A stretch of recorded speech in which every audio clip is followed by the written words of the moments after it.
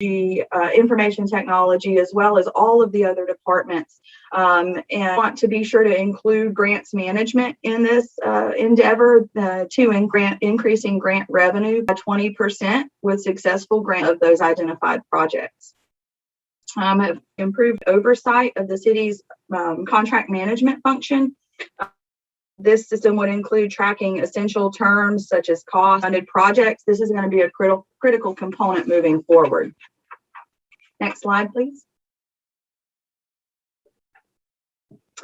The fiscal year 21 accomplishment that I can speak to in my limited time and capacity here are that we've made strides in enhancing the budget process during decision-making points throughout the process.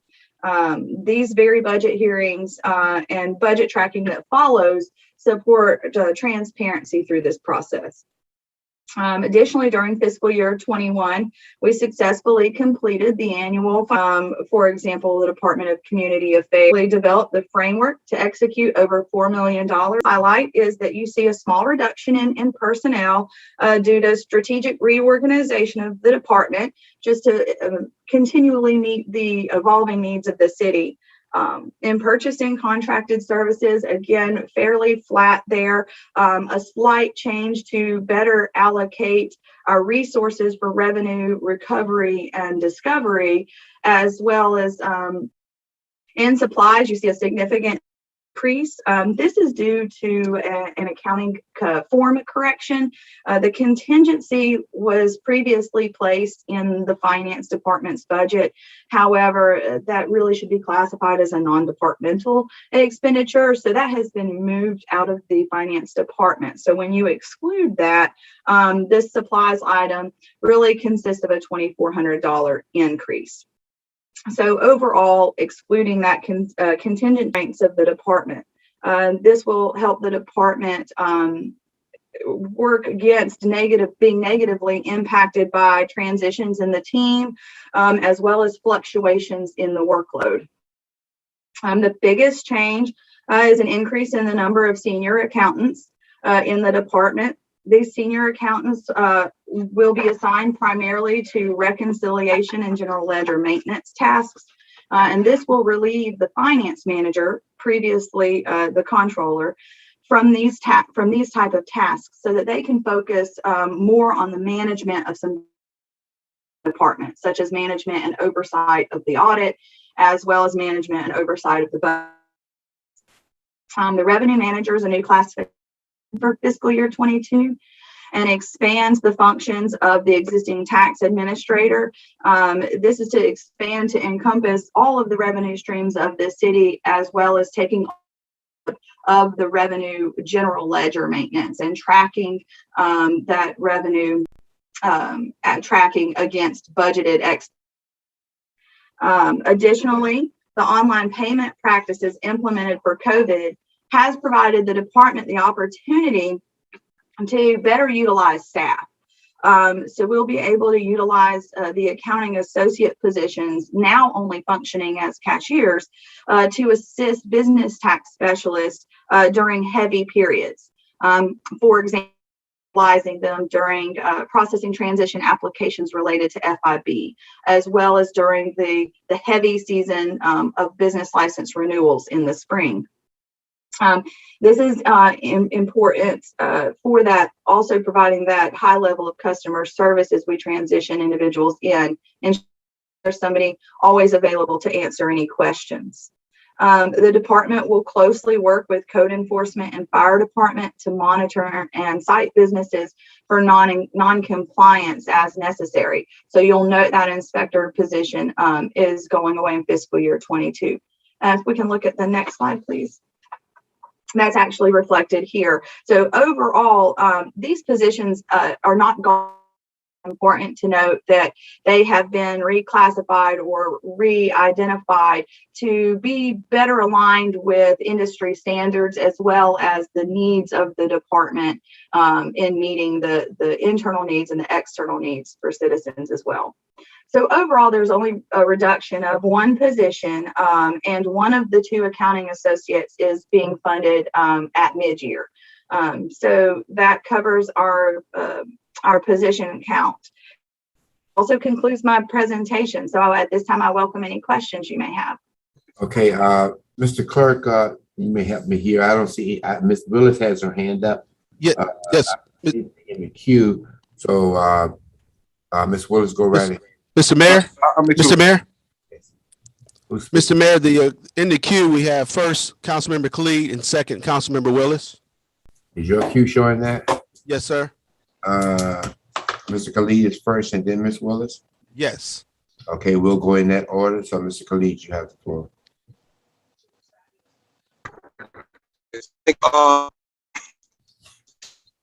You talked, Ms. Bembry, about cross-training the clerks for things like business taxes. I know that we also have been writing a lot of legislation or proposing a lot of legislation for impact fees, franchise fees, rental and Airbnb inspection and fees for that. Have you calculated just all of the, I guess the staffing that might be required, or do other departments do that and not necessarily finance?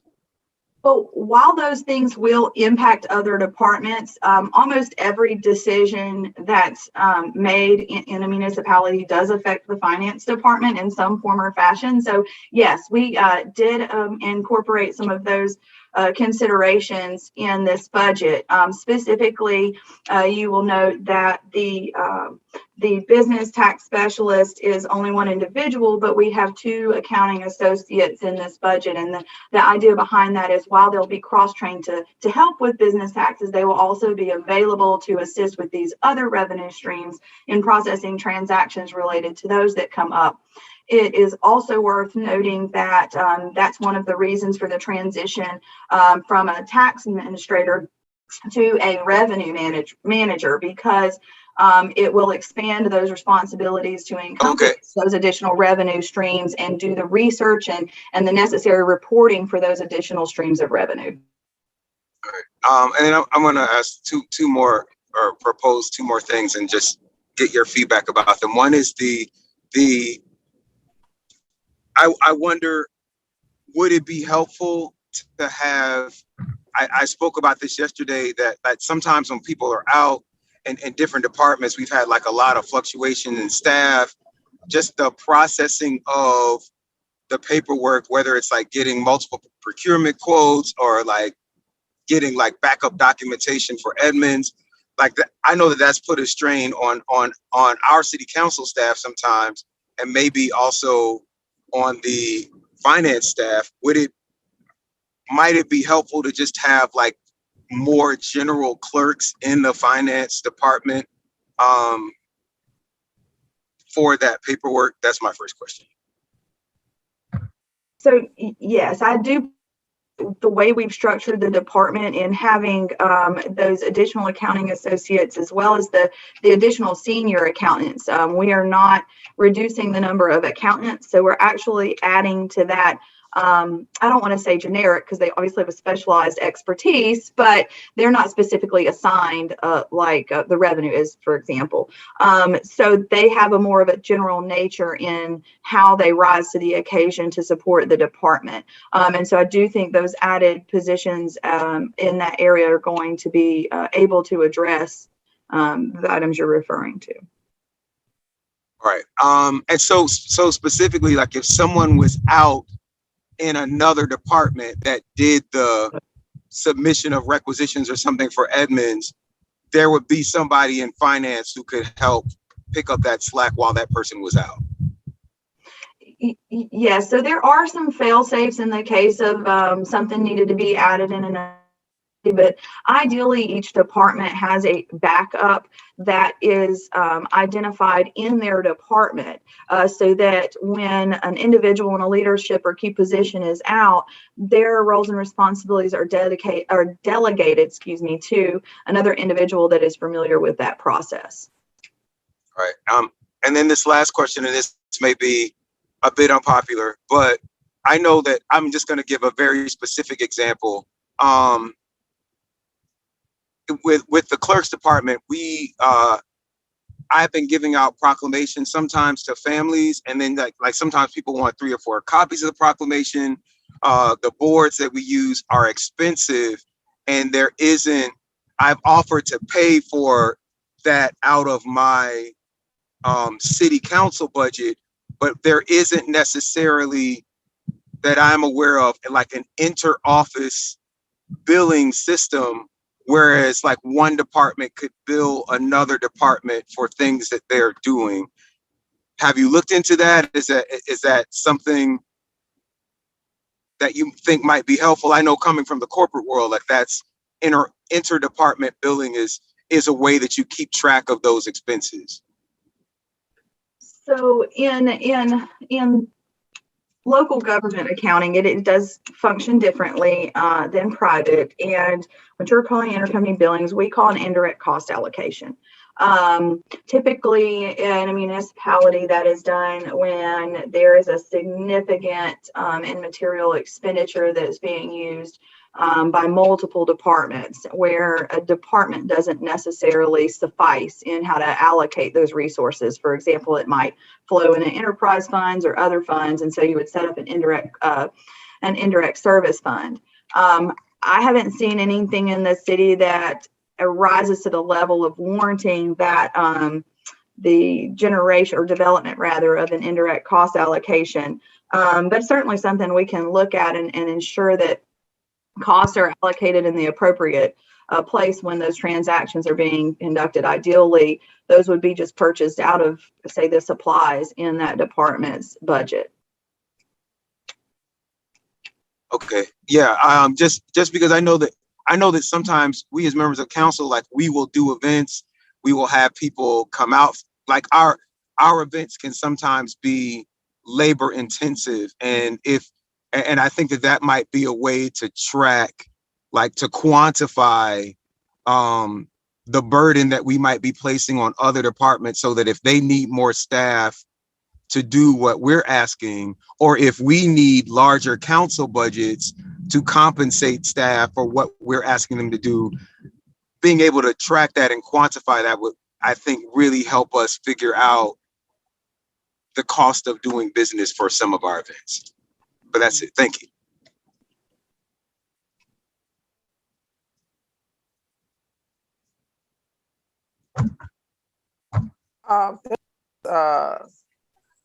Ben Bree, for your thorough presentation. I just want to make it clear, because I don't want you to spend effort and time in areas that are unnecessary. You know, we have legislative specialists that are responsible for making sure that they work with council members to oversee and process invoices and handle budgets. And we also, they're policy analysts. Our legislative specialists are well compensated. I've been sitting in my seat since 2017, and I haven't had any issues with staff not working with me or my legislative specialists to process invoices or get things done timely. And that's even when we have been short-staffed. So I just don't want you to waste your time and unnecessary resources trying to hire people to accommodate council members' requests, because that's what our legislative specialists are for, to help us mitigate that. I've never had an issue, and I've confirmed with my legislative specialist, and she says she hasn't had any issues getting her requisitions processed, anything done timely for finance. And if anything if there's a hiccup, she or either I go over to finance and it's immediately rectified. So kudos to your department for doing a good job, even during times where you have been short-staffed. My questions at this time is, did you budget for, and maybe I missed this, did you mention anything about an ERP system? Because we did talk about the finance team needing a better system other than Edmonds? Yes, ma'am. And forgive me for not hitting on that a little bit more in detail. But yes, that was mentioned in the capital presentation on Tuesday as well. As today, it is something that is under the finance department, but as I mentioned, we will be rolling out the effort citywide to make sure that we incorporate all the departments in kind of a collaborative effort. But it is slated with $500,000 as an estimate for an ERP implementation in the next fiscal year. And for me, that's the most important thing. I really do want you all to focus on that, because that ERP system, like you said, will be helpful across the board. It has different panels, and it will be more user-friendly than what we are currently using, and help us keep a better accounting of our finances comprehensively. The second question I have is around grants. That role used to be under the finance, and did I miss that, or? Yes, ma'am. We do still have a grants manager proposed in the budget. It's the last. Okay, I see it. I missed it. Okay. All right. And then lastly, as we move forward, Councilmember Reeves and I have been working with the times, and we will be bringing the sanitation ordinance before council. And if we move forward towards a single vendor model, the tax commissioner probably will collect the sanitation on our behalf, but we would need somebody internally to manage that process. And we have approximately 40,000 sanitation customers here in the city of South Fulton. Do you think you would need an additional resource in the tax manager division to facilitate that? Because that is going to be a little probably labor intensive it's going to be labor intensive to manage that process. Yes, ma'am. We are taking that into account, and that's part of the reason I've tried to make the mid-level positions a little bit more robust by adding those senior accountants. It will allow the ability to handle fluctuations in workload, just like those annual billing periods, things of that nature, like the sanitation billing. It will allow us the ability to absorb those extra kind of ad hoc assignments. Okay, so and lastly, that sanitation process, although like I said, the tax commissioner will collect on our behalf, but it will require some type of internal audit process, to determine who isn't signed up for sanitation collection. It's gonna require some internal process, and so just keep that in mind. Yes, ma'am. Thank you. Thank you, ma'am. We have next Mr. Reeves, followed by Mrs. Gumbs. All right, Ms. Bembry? Yes, sir. Thank you so much for your presentation here. A couple of questions here. Will some of these new positions mitigate the time lapse from the time the council approves a contract to the execution of said contract? There are varying reasons why there may be delays, but certainly being better, more staffed should definitely help in just timeliness of overall of all of our processes, not just that specific area, but yes. Awesome. So if purchasing has to rebid a project for whatever reason, and that project is critical to the constituency, is it reasonable to say purchasing can put that same bid back out on the street, shortening the time to the execution of that contract to expedite the project that's critical to the constituency? I mean, in general, yes, but we would certainly, every procurement is very different, and would probably need to be looked at on a case-by-case basis. I mean, there are some, professional service agreements that are very standard, but when you get into contracting for other services, sometimes they can be very complex and complicated. So Unfortunately, the "it depends" answer really applies here. Ideally, yes, that be something that's very efficient, but depending on the criteria of the procurement, could be a cumbersome process. Thank you. Okay, Councilwoman Gomes, you're up. Good morning. I think Councilwoman Willis touched on one of my concerns was about the ERP. So it's good to know that you all have taken that into consideration. But also, too, have you all made any, I guess, additional plans for maintenance and software upgrades, especially when we're speaking about OpenGov?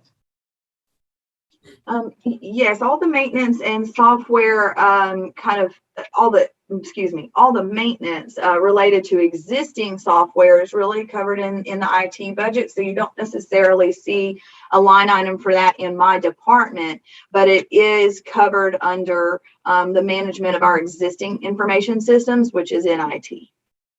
And have we fully rolled out OpenGov? I know we were doing it in phases. So is that program or that software fully implemented? I will have to find out the exact details of where we stand. I know I have seen a few reports going back and forth with some final edits and determination in terms of the final presentation, but I believe if it's not rolled out in regards to the checkbook or the transactions being out there, that it's very close. We have an update, I believe, Friday afternoon with OpenGov on that process. So I'll know more after that update Friday, but it is moving along, I believe, as expected. All right. Thank you. Okay, before we close, Ms. Bembry, Yes, sir. I just want to personally thank you for coming in an interim position and doing a fantastic job that you've done. You've been a pleasure to work with, pleasure to talk to when I visit you in your office. Two things I can say that's very important that you hit on today. And one is the issue of cross-training. I think that's very, very, very important. And I'm glad to hear that you're utilizing that in our finance department where it is sorely needed. And I must join Councilmember Gomes and Councilmember Willis in expressing my desires to have the ERP system in place as soon as we can. So once again, thank you for the job that you've done, that you continue to do. You and your staff, I think you're doing an outstanding job. So thank you very much. Thank you. It's my pleasure to be of service. Ms. Clerk, next. This is the Communications and External Affairs Department. Staff. Good morning, Mayor and Council. It is definitely a pleasure to talk to you today as we look forward to next year and look a bit back at what we've done in the last year in the spirit of serving residents.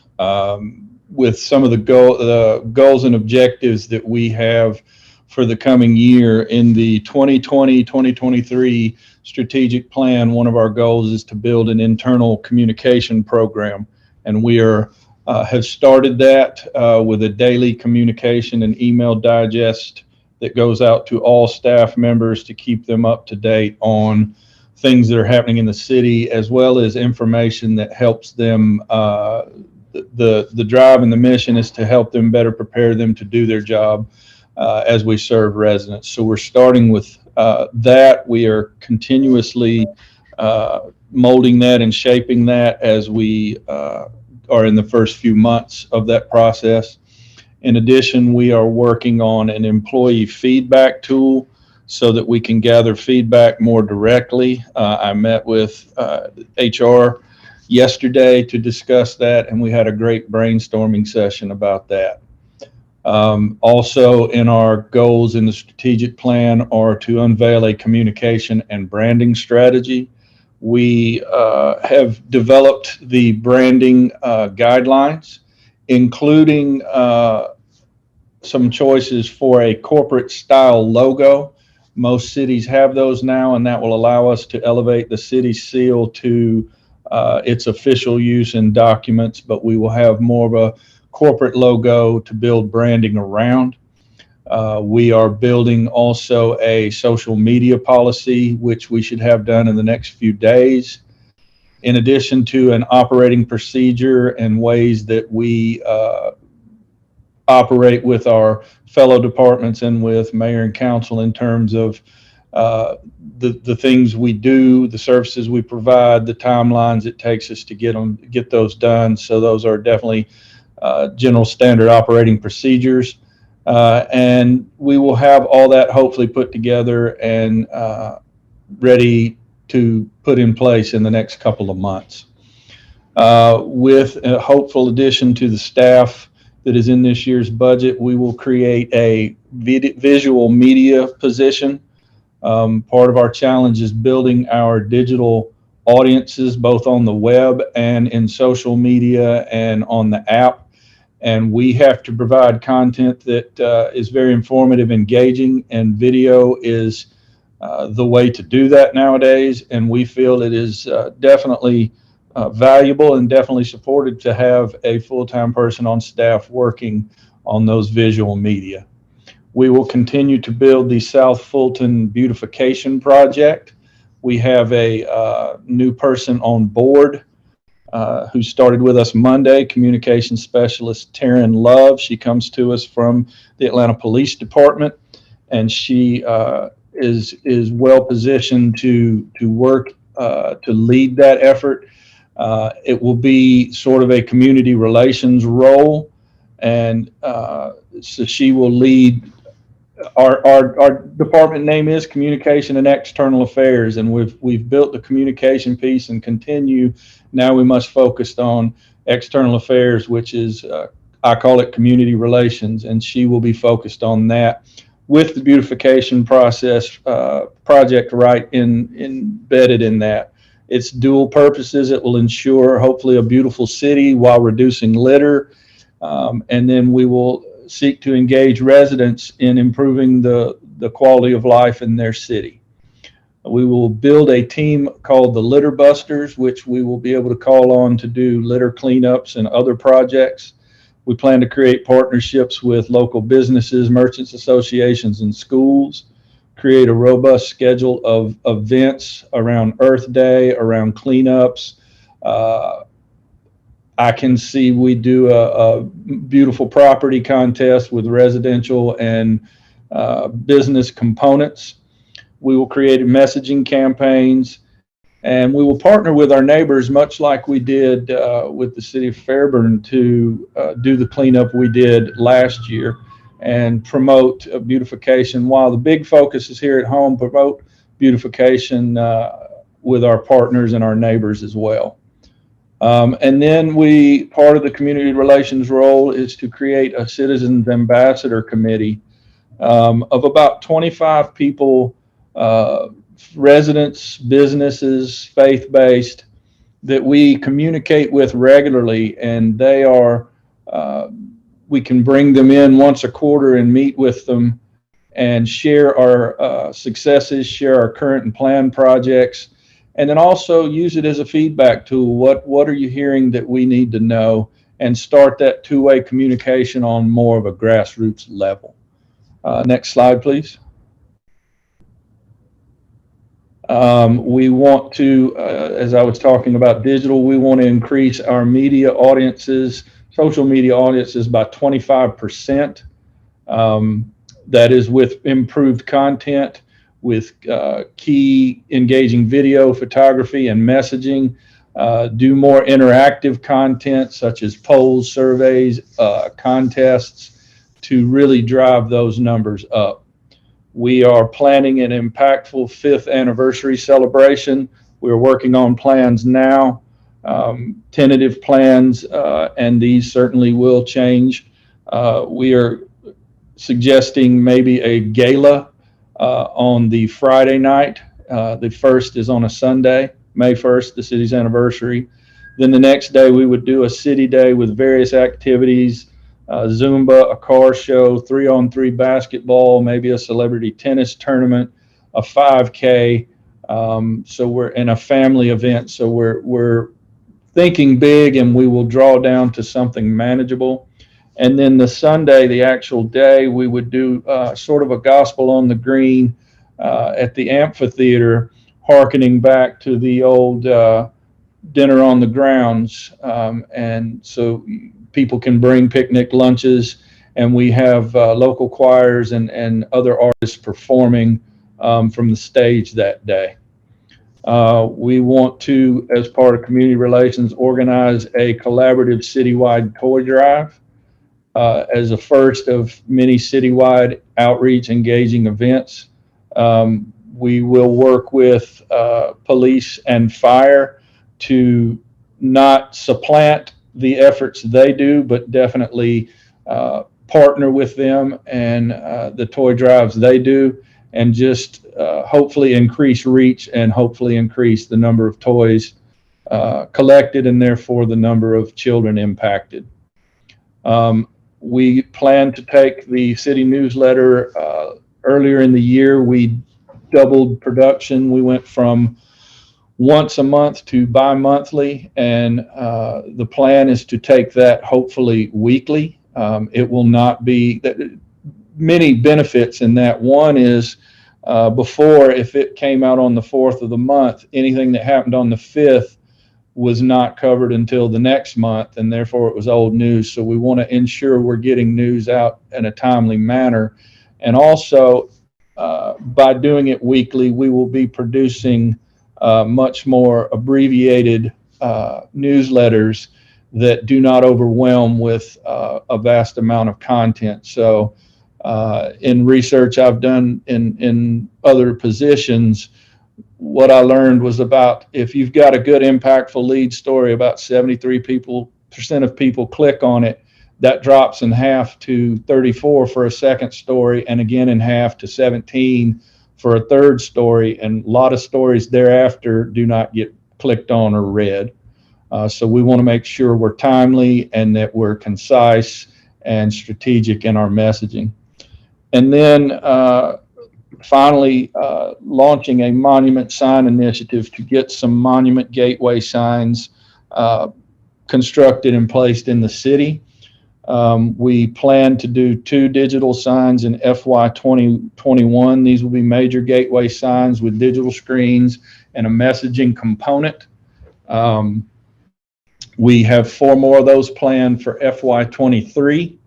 And then for FY24, a series of 8 to 10 smaller signs with smaller digital components that may just be text placed in key places in the city, as well as you may see them for other cities, especially along South Fulton Parkway. There are some nice pole signs that just let you know you're entering the city, and those can be put on lesser traveled thoroughfares throughout the city.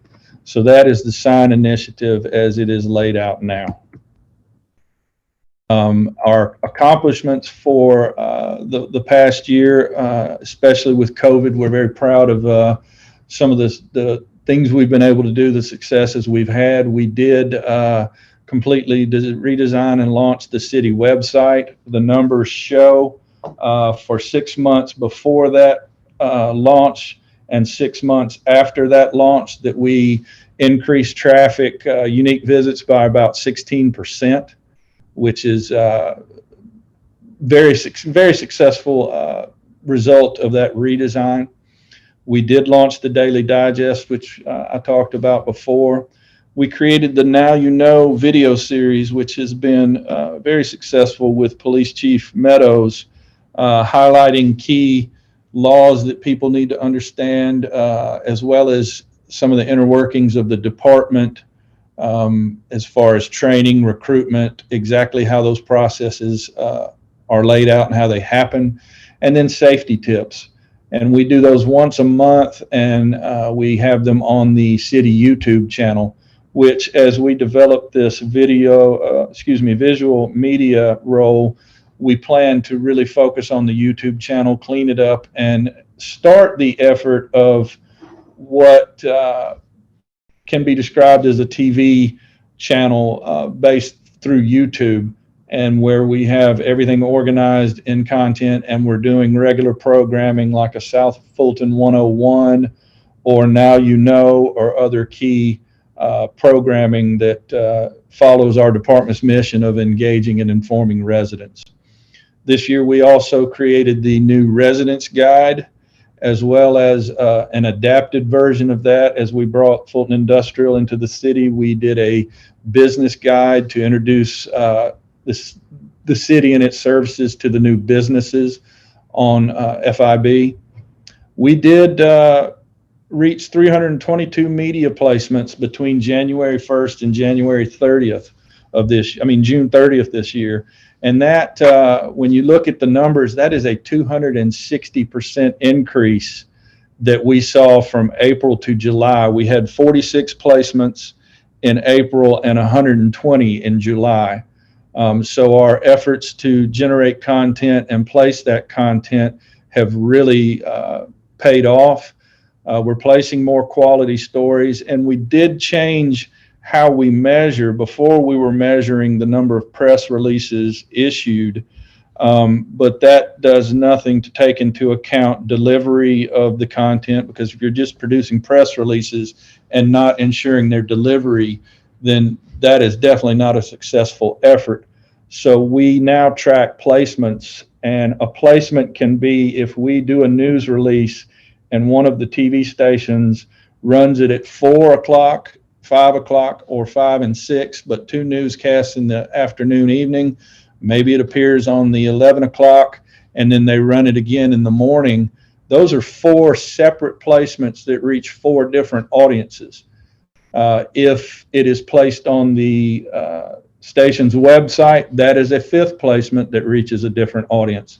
If they include links to the story teasers on their social media, that is another audience. So right there, you can have 6 placements with just one media outlet with one story. So that is a more accurate picture of the reach you're having and the messaging that you are delivering. So we have really seen an increase in that. We are in the process of searching for and interviewing for a media relations specialist for the team, that their sole job will be to act as a reporter and journalist for the city. And they will interact frequently with different departments to find the key stories, find the things happening, as well as mine the city council agendas and find out what the council is doing, the legislation passed to better the quality of life. And that person will be in tune to that. They will get to know the key editors, assignment editors, and reporters in Atlanta and surrounding areas, and they will be managing, delivering that content. We managed successfully the first 2 cohorts, the first year of South Fulton U, our Citizens Academy. We served 96 residents in the first 2 cohorts. We heard great feedback from people. We indeed set up we want to work on a second tier, sort of an alumni session for South Fulton U. We started that with a meeting with the mayor with the first 2 cohorts earlier in the year. We want to continue to plan those where we are still reaching out and continue to reach out to people who have completed the program and still get feedback and engagement from them. We did kind of shift gears and adapt and do a visual state of the city, digital state of city address, all through video, and that was very well received. In fact, that was one of the most watched videos programs on our YouTube channel. We did manage the city reopening and CARES Act assistance plans, as all of those CARES Act assistance, the rent and mortgage assistance, the business grants, and other arms of that initiative were very successful. We hope we were able to support those adequately. And sort of an intangible of a lot of the focus that we've placed on media and telling key stories is I have talked with Police Chief Meadows on a number of occasions, and I keep asking him, are we having an effect on how your department and public safety is viewed in the city? And he has told me he believes we have. There was a time when our social media channels were filled with comments about long response times, ineffective coverage of some crimes. And we have changed that narrative to where people see the response times along with the police beat redesign. That discussion has gone away. We have put out there the actual numbers and shown the double-digit decreases in crime each year. And so we feel we've really helped enhance that reputation. And we want to now take that as a model and apply it to other areas of the city and help build the positive image, honest, very real positive image of the great things the city is doing.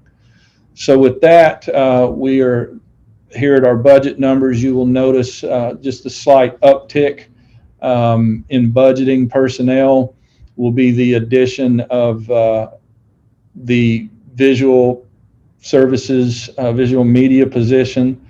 In addition, our operating budget has increased slightly just to take care of some needs surrounding that position and some of the event planning that we have on the books for the fiscal year. So we're seeing about a $100,000, $90,000 uptick in the budget this year.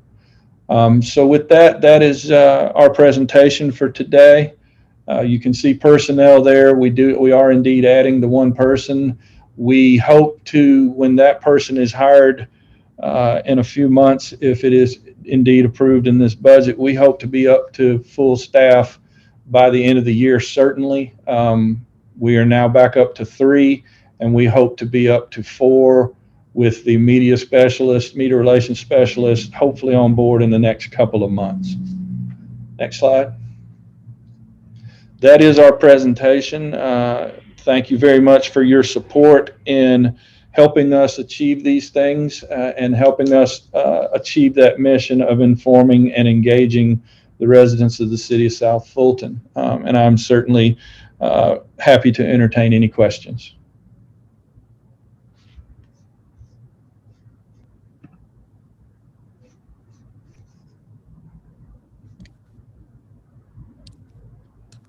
Mr. Mayor, would you like me to announce the queue?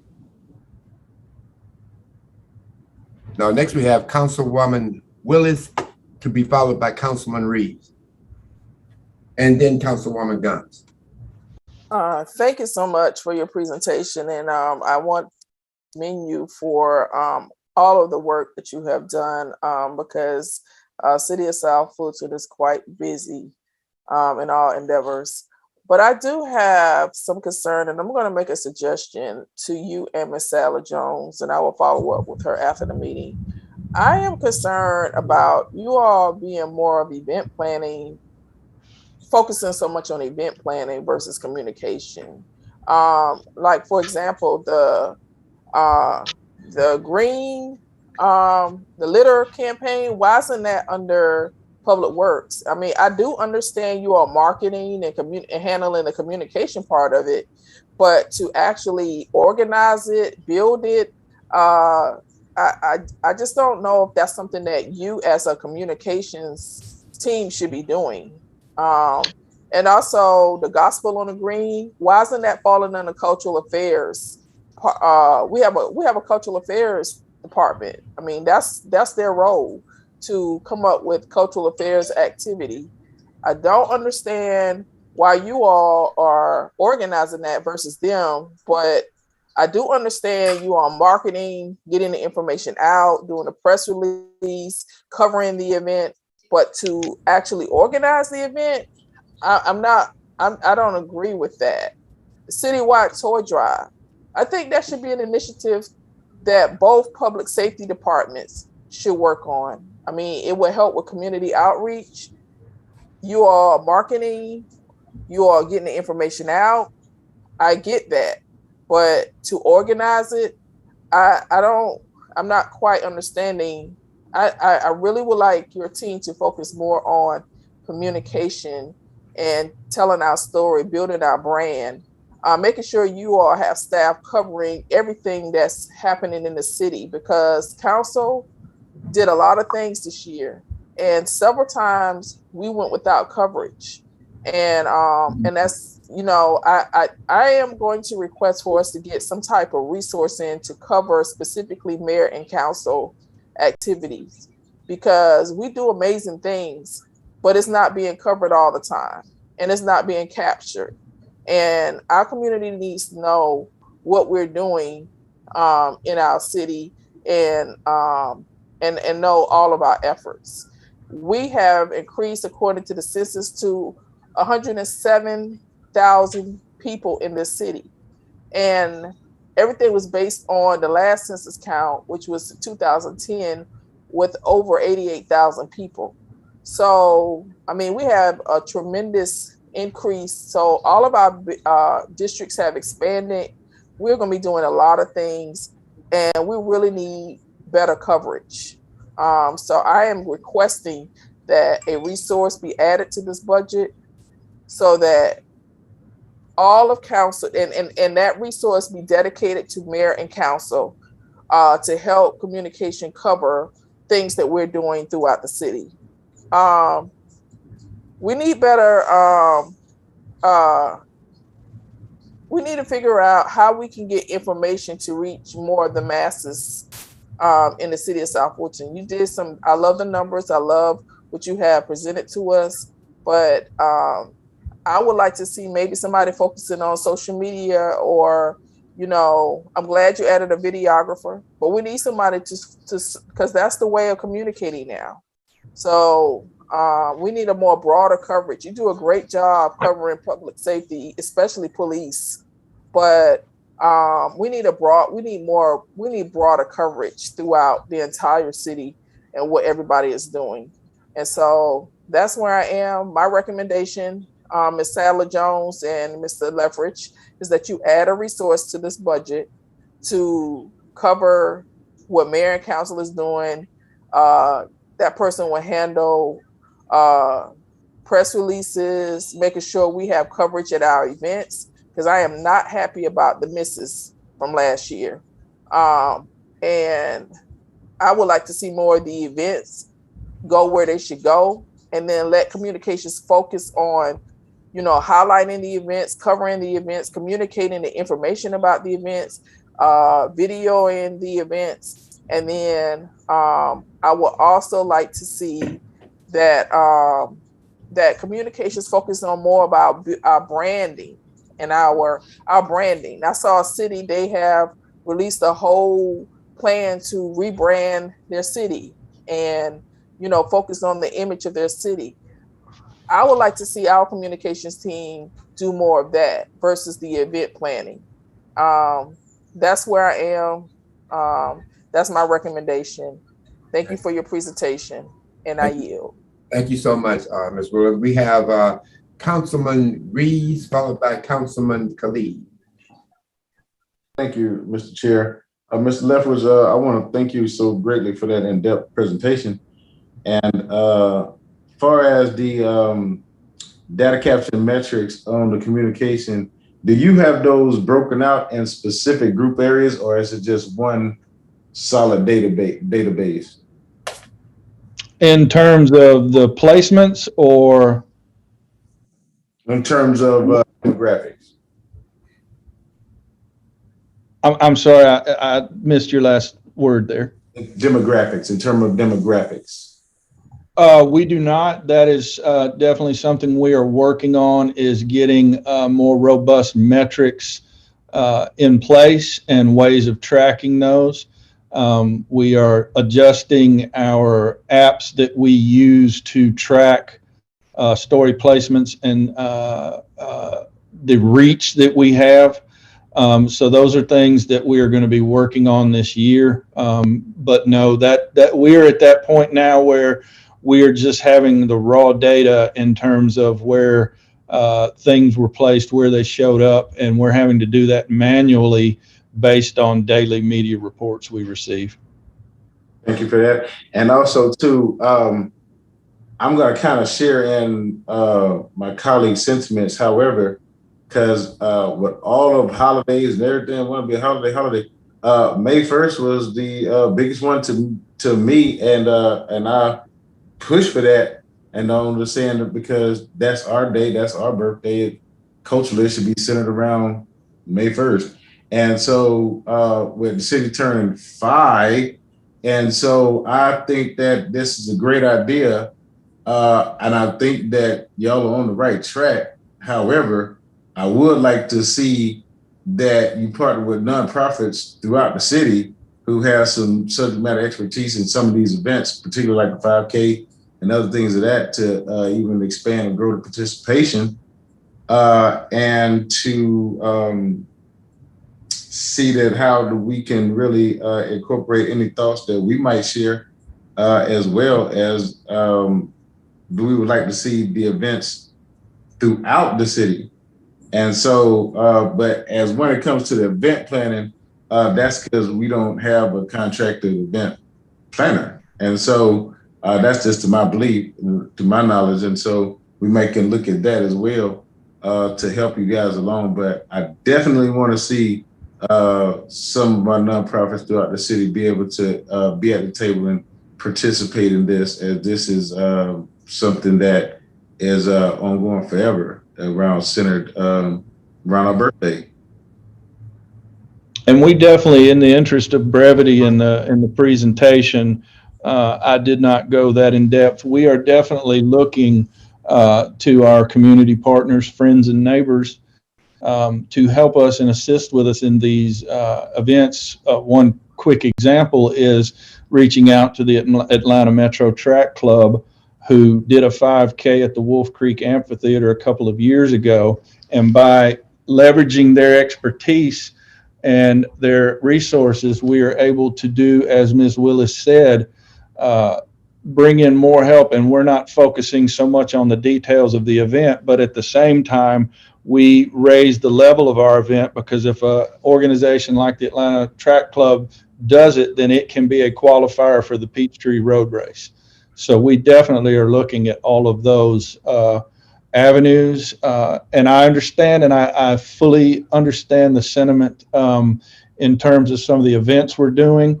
What we are trying to do is pioneer some things and get them started. Case in point, with the beautification project, that grew out of a council member's statement request during a meeting that we do some anti-litter messaging. And we thought that effort needs to be a bit bigger, and to develop something in-house that we then partner with Keep South Fulton Beautiful and others. And the whole goal, and I have talked with the city manager briefly, but the idea is that we get that up and running, and then it become a partnership with another department or finds its way to another area. But we had the bandwidth to get it started that maybe did not exist in another department. Oh, well, I'm all about the beautification because, I have a shirt and I wear it proudly. And so also, too, let's go back to that 5K Atlanta Track Club. That's great. They're great. But we do have an organization organic here to the city within that they just put on the 5K this past week. So we might look at that as an option, just a suggestion to throw it out there. I like things. Absolutely. The city. Absolutely, sir. Okay, and so and Mr. Leftwich, now yes, you know, and the more you know, the more you grow. And I gladly coined an end to that phrase, trademark. And so I appreciate that Now You Know series. That is awesome and great idea. And keep that going. And again, in terms of brevity, I did not reach into it, but we actually have had discussions with the fire department to do a branch of that with them, and other departments have come to us and said, we love the quick content. How can we do that? So watch for the Now You Know series to reach far beyond police into other areas of the city, and we are very excited about that. Absolutely. Can y'all do my version then for me, specifically for the council? You know what I mean? Specifically me. And so when I can come into the studio? We certainly can investigate and collaborate. Absolutely, sir. Thank you again. Yes, sir. Councilwoman Gums. Good morning, Mr. Leftwich, and again, thank you for your presentation. Just a few things. What are we doing to engage the older population in the city? Of course, we do have a growing population of seniors in South Fulton, and a lot of what we have been doing has not necessarily reached them all the time. So the council members usually have to reach out of their budgets to kind of touch their senior members. And I understand that we cannot communicate with them all through digital and things of that nature, but have we thought about trying to do a little bit more print or partnering? And I'm glad you all brought up community partnerships with organizations that kind of target seniors. So maybe we can put some print inside of, park centers that have senior programming and things of that nature. And then also too, just having some type of outreach to our seniors a little bit more intensive and strategic. That is an incredible suggestion. I like the focus, and I'm taking notes right now on developing some, like the new residence guide. Let's develop some messaging that we can place in parks and strategic places. One of the things about print is doing a mass printed piece really eats up the budget, and we're on a fairly lean budget. Knowing that, we're not just throwing up our hands and saying that's not something we need to approach. That is a lot of the reasoning behind the ambassador committee and more grassroots efforts. My goal when I arrived at the city was to create a digital presence that the content draws people and makes them want to experience it. And a secondary goal of that was, if we generate that direct contact with residents, and I have a very good friend who is media relations vice president at Georgia Tech that taught me a lot about crisis communication and other messaging. And he says, he's a former 6-time Emmy Award winner with WXIA. He tells me his most important news source today is his digital, his municipal newsletter. So we want to develop and push our newsletter to almost magazine level so that people want to read it. And the whole pitch behind that is, if we are connecting and doing such a good job, we are then one-on-one, and we're not going through different audiences. And the end result being that the media covers us. They're asking us. So that is my vision as a communication person. Now, I am definitely, when I was in the corporate world, we tried to go that way, and production employees said, we work at machines all day. We don't have time to check in or watch. So we went back to the printed newsletter, thumbtacked to a bulletin board, and copies available. And we learned a very valuable lesson. And I'm trying to apply that through the grassroots efforts, through an ambassador committee, I want to put together a master user listserv of HOA leaders, of business merchants groups leaders, faith-based leaders, that when we do a news release, we do any kind of messaging, we put it on that listserv to these key people, and then it cascades down from the HOA leaders to the residents.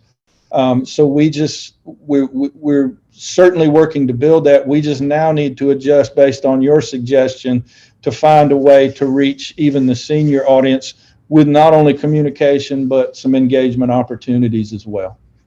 Absolutely. And one of the things that I have been noticing that some other cities have possibly been doing is actually creating a tab or a landing page that is just for seniors. That's a little bit more friendly. Sometimes our website could be a little bit intimidating.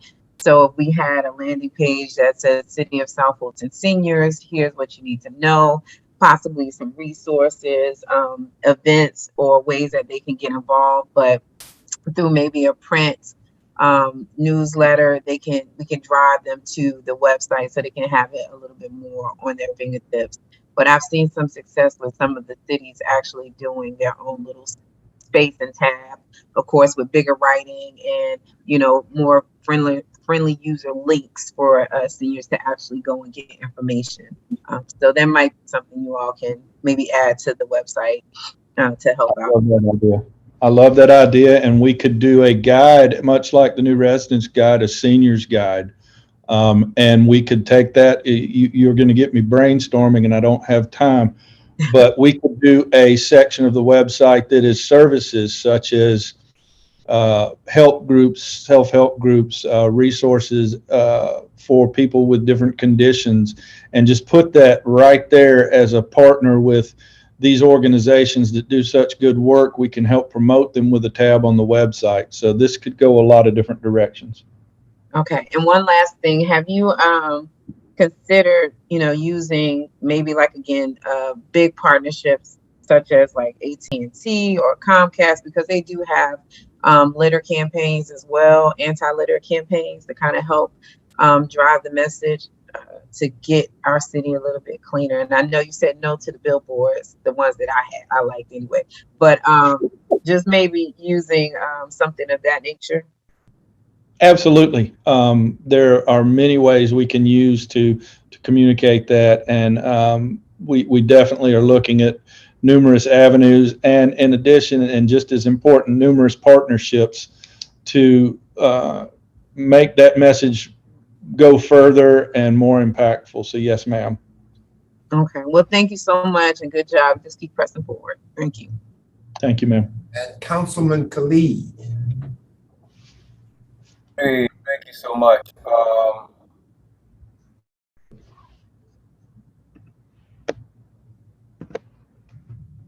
Can you all hear me? Yeah. Yes, sir. Yeah. First, I think that's a brilliant idea, Councilwoman Gums, and I want to second the notion of having a paper newsletter. I have asked every year that we have.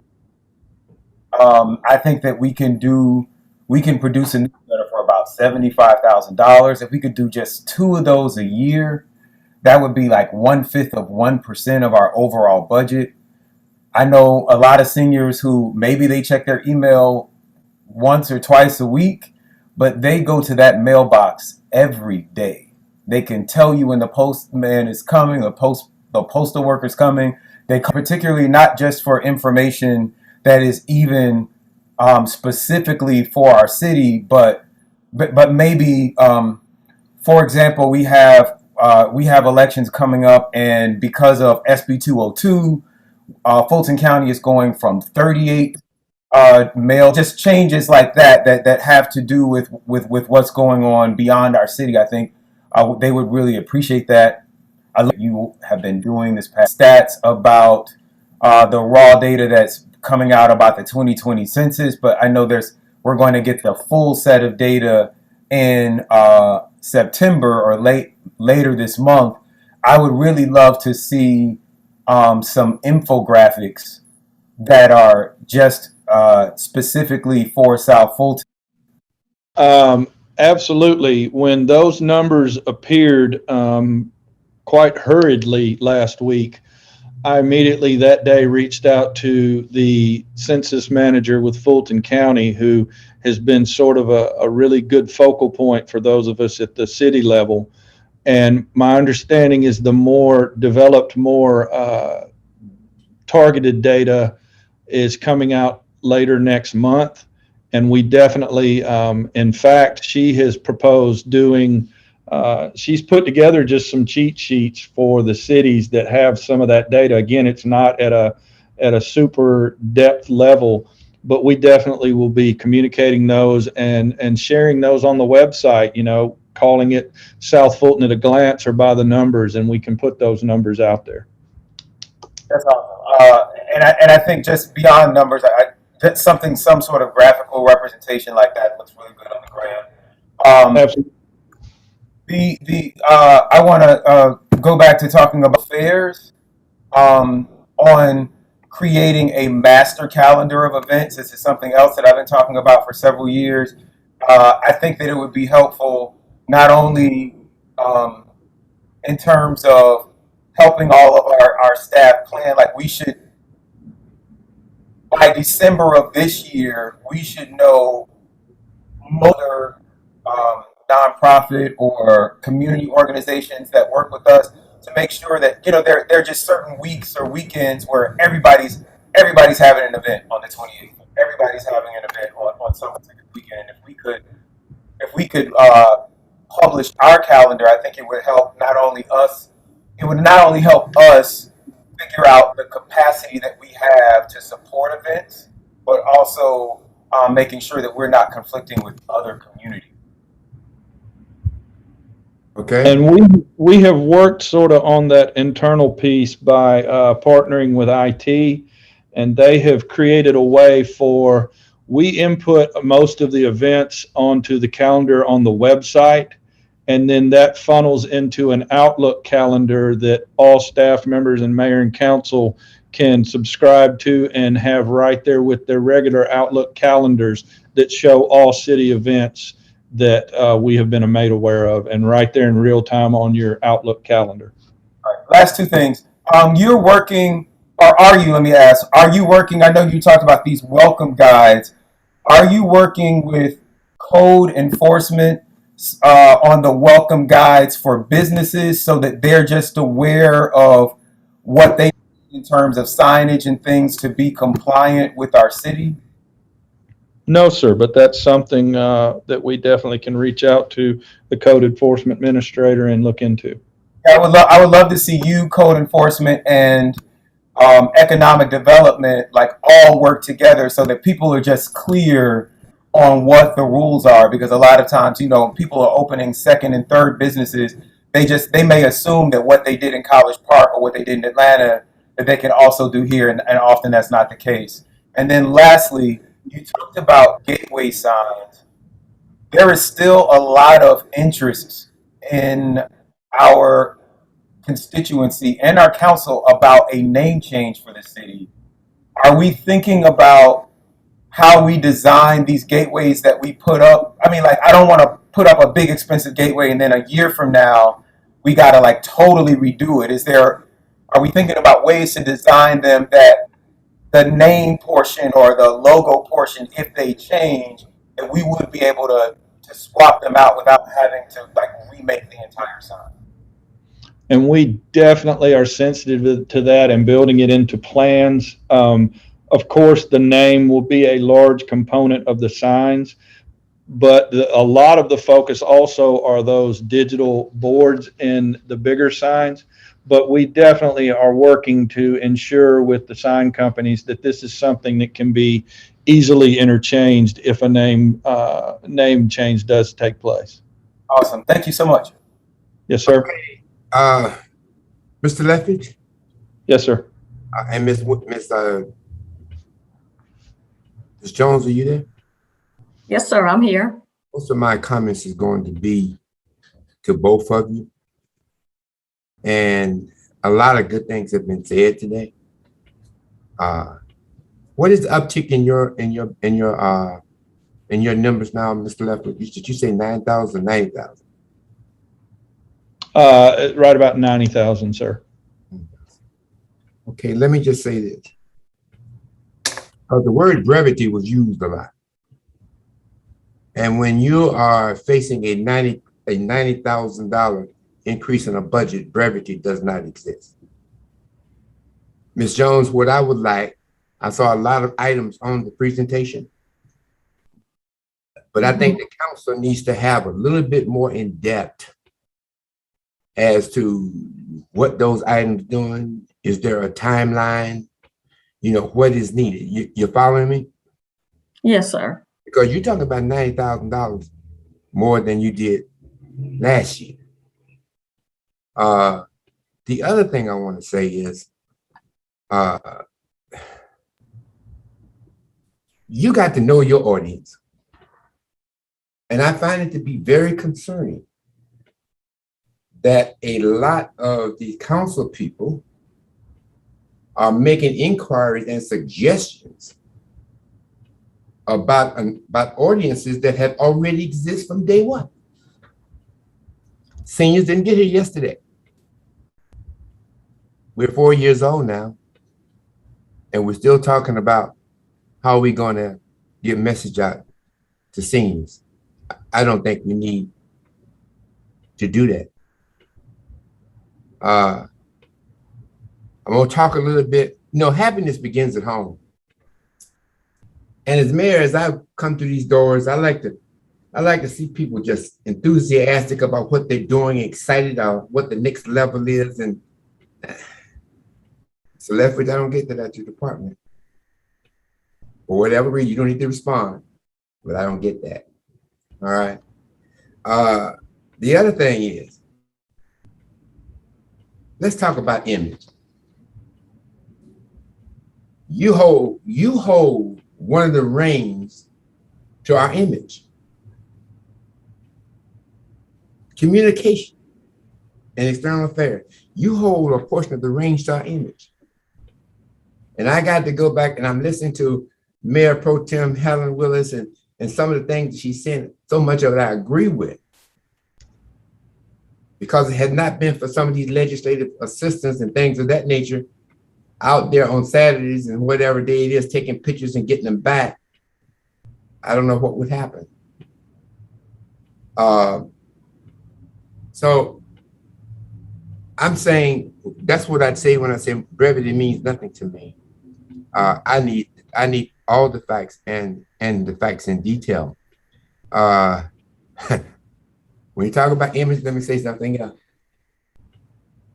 It is your duty when something is put out in this city that is found to be absolutely incorrect. I don't care where it comes from. It can come from the mayor, it can come from a council person, but when something is put out to this community that you know is absolutely wrong and incorrect, I think it's your responsibility to put that fire out. It's too much going on in the name of the city of South Fulton that is not accurate. And it's coming from a lot of sources, but it comes from right here on this council. And when in fact that we put stuff as not correct, I don't want to come back and talk about it next day or bring back Tammy and say, well, that ain't correct. Well, if it's not correct, what you gonna do about it? So I'm saying we're gonna have to do things. We're gonna have to correct. Wherever the devil raises his ugly head, knock it down. The other thing is, I like all the glitz and glamour. I like all the 5Ks and everything, but you know what? People are concerned about what's going on in our government. How is this gonna benefit us? Is this truth or is this a lie? That's what they're concerned about. I mean, I don't mind doing the 5Ks. We were at a 5K this weekend, and I was cheering on Mark Baker, who came in next to last, but I cheered him on anyway. I'm just joking, man. I'm just joking, Baker, Dr. Baker. But there are priorities of what people really want to hear, or what do people really want to see. I got to know my audience. So I just want to put those things on you and Miss Jones. I would like to see that they will express in detail to me and the council really where the department is going. You know, I think it's important that we do that. Okay, having said that, thank you for what job you have done, Mr. Lethbridge. I really appreciate you. And hopefully that you're going up $90,000, we get a good bang for our buck. Thank you so much. Mr. Clerk? Yes, sir. The next presentation is by the police department. Good afternoon. How's everyone doing this afternoon? Before I get started, I'd like to talk briefly about a presentation that I went to with CDRA maybe about a month ago. The Atlanta Regional Commission was doing a land use presentation, and part of that was a survey that they had sent out to potential investors. And of the Fulton, I'm proud to say that crime was stopping and helping us to change that narrative, a narrative from just 3 years ago. So I'd like to touch on our goals and objectives for FY22. Obviously, with the annexation of Fulton Industrial, manpower is going to be at the crux of that. As you all know, we did our beat design with Georgia Tech about 2 years ago. They initially came up with a 18 beat design, and since that time, we've annexed Fulton Industrial into the city. And so now we're looking at more of a 24 beat design with 2 different sectors that we'll be operating. And so getting manpower in to cover those geographical areas is going to be extremely important to us. So we're looking to hire at least 50 new police officers over the next fiscal cycle. And so we're expecting to ramp up our recruitment efforts. Many of you saw some of the billboards that we had up throughout the city. We got a spike in applications after those billboards went up, and we expect to ramp up our recruitment efforts again over the course of FY22. We're looking to purchase an independent records management system. I know that I've spoken with several of the council people about some of the problems that we've had with respects to E911 operations. Obviously, starting an E911 center can be extremely costly. We want to try to eat that elephant one bite at a time, and certainly a records management system is one piece of that, along with the CAD system. And so we're looking at taking a step away from Fulton County with respects to our records retention. I know with Councilman Khalid, we had one initiative that we were looking at doing with respects to equity in policing. Well, right now, as it stands, we don't have the ability to pull that information ourselves, and it's rather labor intensive. So we would kind of have to rely on Fulton County to do a lot of that for us. And so we want to start taking a bigger step towards intelligence-driven policing, and that's being able to access our own data in a meaningful way.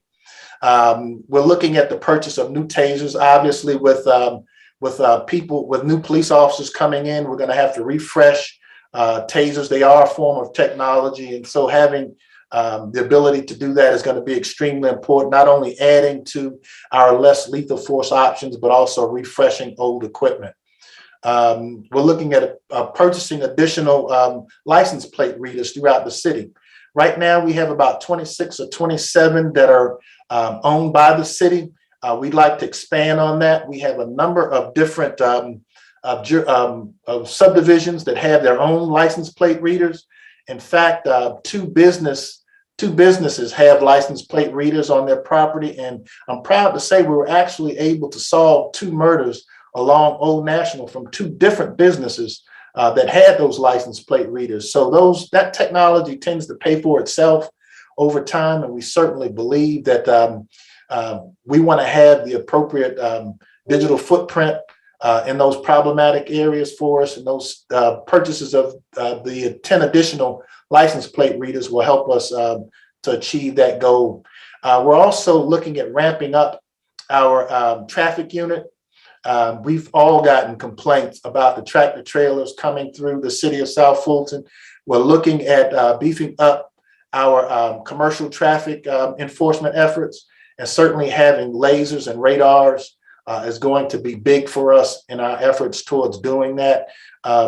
We want to make sure, in fact, we'll be hiring 2 commercial traffic units within the next couple of weeks, and we're excited about them coming on board with the city of South Fulton. So we're going to try to ramp that up and roll that out as soon as we can. We're also looking for additional training opportunities for our civilian and sworn staff. I was giving a speech just the other day about intelligence-driven policing.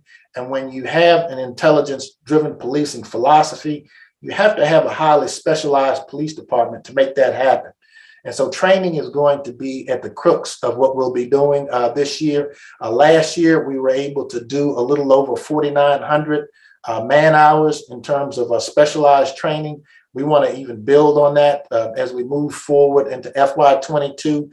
We were able to get 2 of our gang investigators classified as experts, which means they could testify in any court of law as an expert, as a gang investigator. We're right now also looking at, we've already ordered 40 new Ford SUVs that we will use in our patrol division. That's going to help us get closer to our take-home police take-home policy goal, and we believe that that'll put us in a much better space once we're able to get those vehicles in and get them out on the street. We've talked about a command vehicle for the police department. We've had a number of big operations when it comes down to police operations. In fact, we've been out on an investigation for the past 4 days, and our personnel have been working around the clock on this one particular investigation that we'll be announcing soon. And that command vehicle certainly would have been a big help to us while we were going through this process. We can move on to the next slide. Looking at our significant accomplishments in FY21, we were able to add 20 new police officers to our ranks. Right now, our ratio of male to female police officers within the police department, we were at 38 or 37%, I believe. I'm proud to say that we're at 40% with respects to female officers within the police department, to 60 male. We just promoted a major within the police department, which helped us to install the last division within our police department. As it stands right now, we have 4 divisions within the police department. We have our patrol division, which oversees obviously the patrol function of the police department. But we also have within that section, we have court services. And right now we have the criminal investigations division, which encompasses our records management and it encompasses our crime scene investigations. It also includes our records management system as well, and license and permits. We have our special operations division, which houses our SWAT unit. It houses our gang unit, our narcotics unit, our drone unit, our traffic units, our community policing efforts, and it will eventually be part of, our PAL coordinator will also fall up underneath that division as well. And then the last one would be our Office of Professional Standards. We have internal affairs there. We have fleet management. We have information technology there. Also field inspections, background and recruitment, and in our training. And so that's the last of the divisions within the police department that we have put together. And so we obviously needed supervision to make that happen. And so we promoted 7 lieutenants, 13 sergeants, and 2 detectives also from within the police department. We acquired 25 Dodge Durangos in 2021, which has helped with our patrol effort. You heard me mention earlier that we ordered 40 new patrol vehicles. And then at some point, maybe during mid-budget year, we'll ask for additional resources as we get more staff on board. And so we're really excited that our fleet is headed in the right direction. As many of you know, we inherited an aging fleet from Fulton County, so it's important that we start to surplus a lot of those vehicles. But until we start getting those vehicles in, we're unfortunately having to hang on to some of our older units. We initiated our drone unit. We have 3 operators right now, and they're all certified pilots, drone pilots. We have an indoor unit where we've actually deployed once with respects to our SWAT operations. We were able to send it in instead of sending in our police officers physically. We were able to get good intelligence as it relates to our drones, and we were also able to put them up during the disaster that we had when the tornado came through and hit the city of South Fulton. We also have deployed them in cooperation with our fire department, and so we're really excited about that. We're expecting to expand on that in FY22 as well, and so that's one of those initiatives that we're really excited about. Also in 2021, we were able to acquire Perry. Perry is probably one of the most expensive K9 units you'll ever see. Perry is worth or valued at $100,000. And why that's so significant is that Perry was gifted to us by ATF, the Department of Alcohol, Tobacco, and Firearms. We sent a handler up at the at the federal government expense up to Quantico, and they were able to train up there on a number of different bomb operations. Perry is also able to find ballistic evidence such as shell casings, weapons, when those things are thrown into the woods. And so we're really excited about Perry. She's since gone and cleared Mercedes-Benz Stadium. She goes to the airport routinely. She's able to come down and sweep City Hall for different type of detection devices. So we've deployed Perry on a number of different occasions. And so we're excited about adding her to our ranks. We also acquired Shakan, who is one of our K9, thank you, one of our K9 officers. And the handler is also an investigator, a narcotics investigator as well.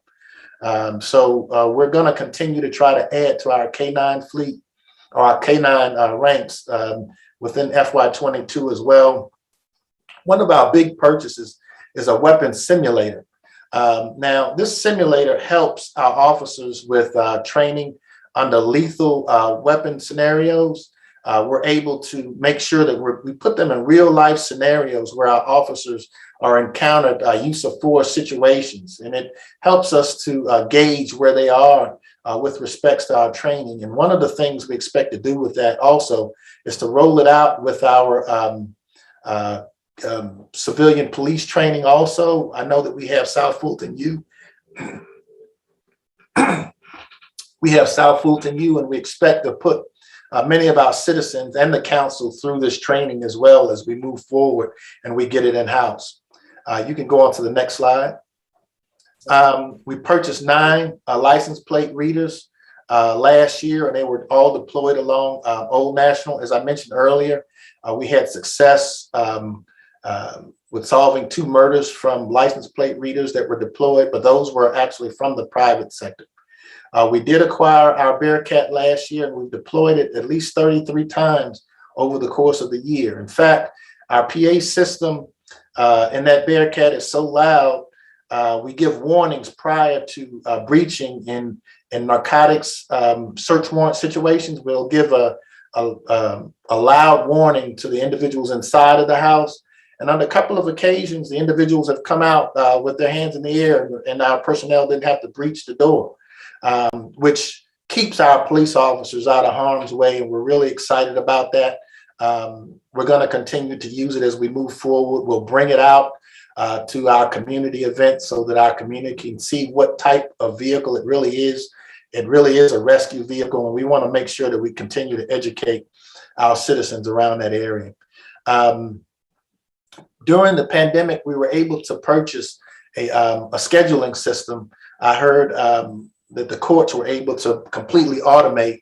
Well, we were able to automate a lot of our services where we were able to schedule many of our citizens to come in to make sure that we didn't lose that contact with our citizens, to make sure that we were providing the same level of service.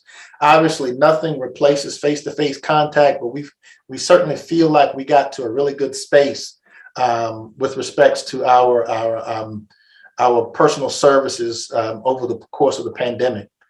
We also acquired 2 all-terrain vehicles, 2 ATVs. We've gotten a number of complaints about ATV activity in the city of South Fulton. Here's one of the things that we envision with the use of these ATVs. We'll be trained by Peachtree City. As many of you know, they have walking trails, they have golf cart paths there, so they routinely patrol on ATVs. The police chief there is a very good friend to the city of South Fulton. She's agreed to allow her staff to train and certify our people in those operations.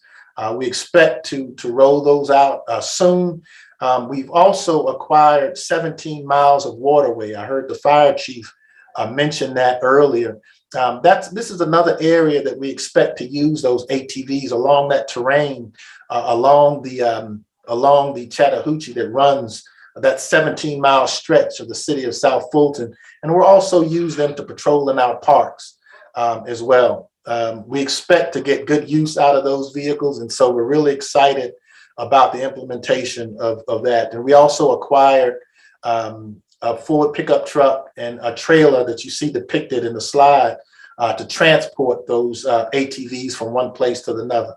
Now, I must say that the ATVs are there's an exception for law enforcement for ATV use on city streets. And so we don't expect to use them on city streets, but certainly sometimes traveling from one park to the next, we may occasionally go on the street if they're not being transported by those trailers. Here you take a look at our budget. In this last slide, you will see an increase in our budget from this time last year.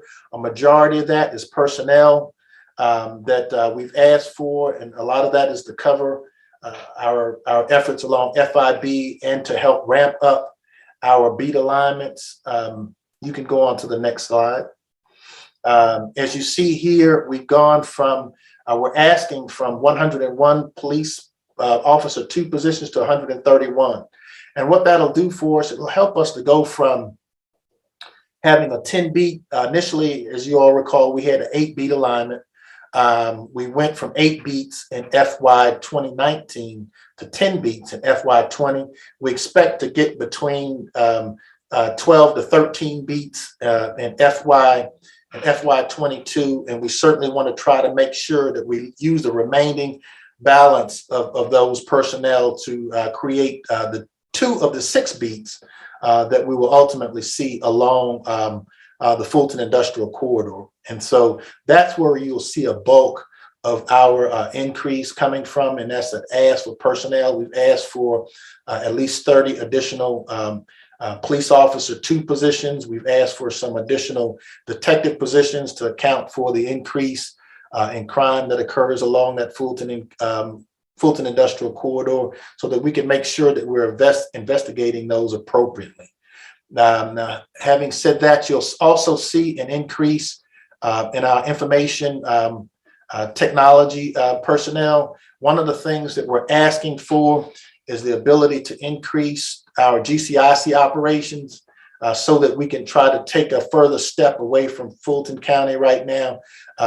In most of the problems that we've seen with respects to our inspections from the state, most of those are coming on the Fulton County end. I will say this, we've been able to attract some really high quality personnel to oversee our records management along with our GCIC operations. We have Miss Robin Smith, who we managed to get from Sandy Springs, and she's done an exceptional job in terms of being able to manage our civilian staff on this end. And one of the things that we're looking at doing right now is trying to create levels of separation with respects to the staff of our civilian personnel, so that we can make sure that we're creating some upward mobility for our staff, our civilian staff, because we want to be able to not only attract high quality people, but we also want to make sure that we have the ability to retain those folks as well. I'm reminded when I had the opportunity to meet with the state after we went through our inspections, and Miss Terry Fisher, who's over GCIC operations and records management for the state, said that it was a pleasure to work with Miss Smith. She had nothing but glowing things to say about her and the efforts that she put forth in the city of South Fulton. And she said that a lot of police departments throughout the state can use those as best practices. And so we want to continue to build on that as we move forward and take further steps away from Fulton County, so that we could eliminate those errors that we did see in the inspections that we did have in FY21. We also are working with the city manager's office on trying to help with a retention bonus program for our police officers. We're looking at hiring bonuses for people coming in to the police department. If you all have seen, you've probably seen a lot of these hiring and retention bonuses that many of these police departments are throwing at police officers regionally, because it's becoming extremely competitive. We want to make sure that our police department stays on the forefront of that. So we're asking that we look at retention bonuses for our police officers, and also hiring bonuses to try to lure other police officers to our organization. When we cast that vision out about intelligence-driven policing, a lot of these young people want to be part of that technology that we're building. And so getting them to come over with those monetary incentives is extremely important to us. And also we're looking at educational incentives for our police officers too. You heard me mention earlier, with the implementation of intelligence-driven policing, you have to have a highly specialized police department. Well, as our police officers gain those levels of expertise where they're classified as experts in certain areas, we certainly want to incentivize those educational opportunities as well. And so, having said that, I'd be more than happy to take any questions. Thank you so much, Chief. We have Councilwoman Willis and then Councilman Clee. Thank you, Chief Meadows, for your your thorough presentation and all that you do to keep our city and the residents in our city safe. Again, you know, we all glorify in the fact that we have had a decrease in crime in our city when other cities are experiencing increases. So kudos to you and your officers.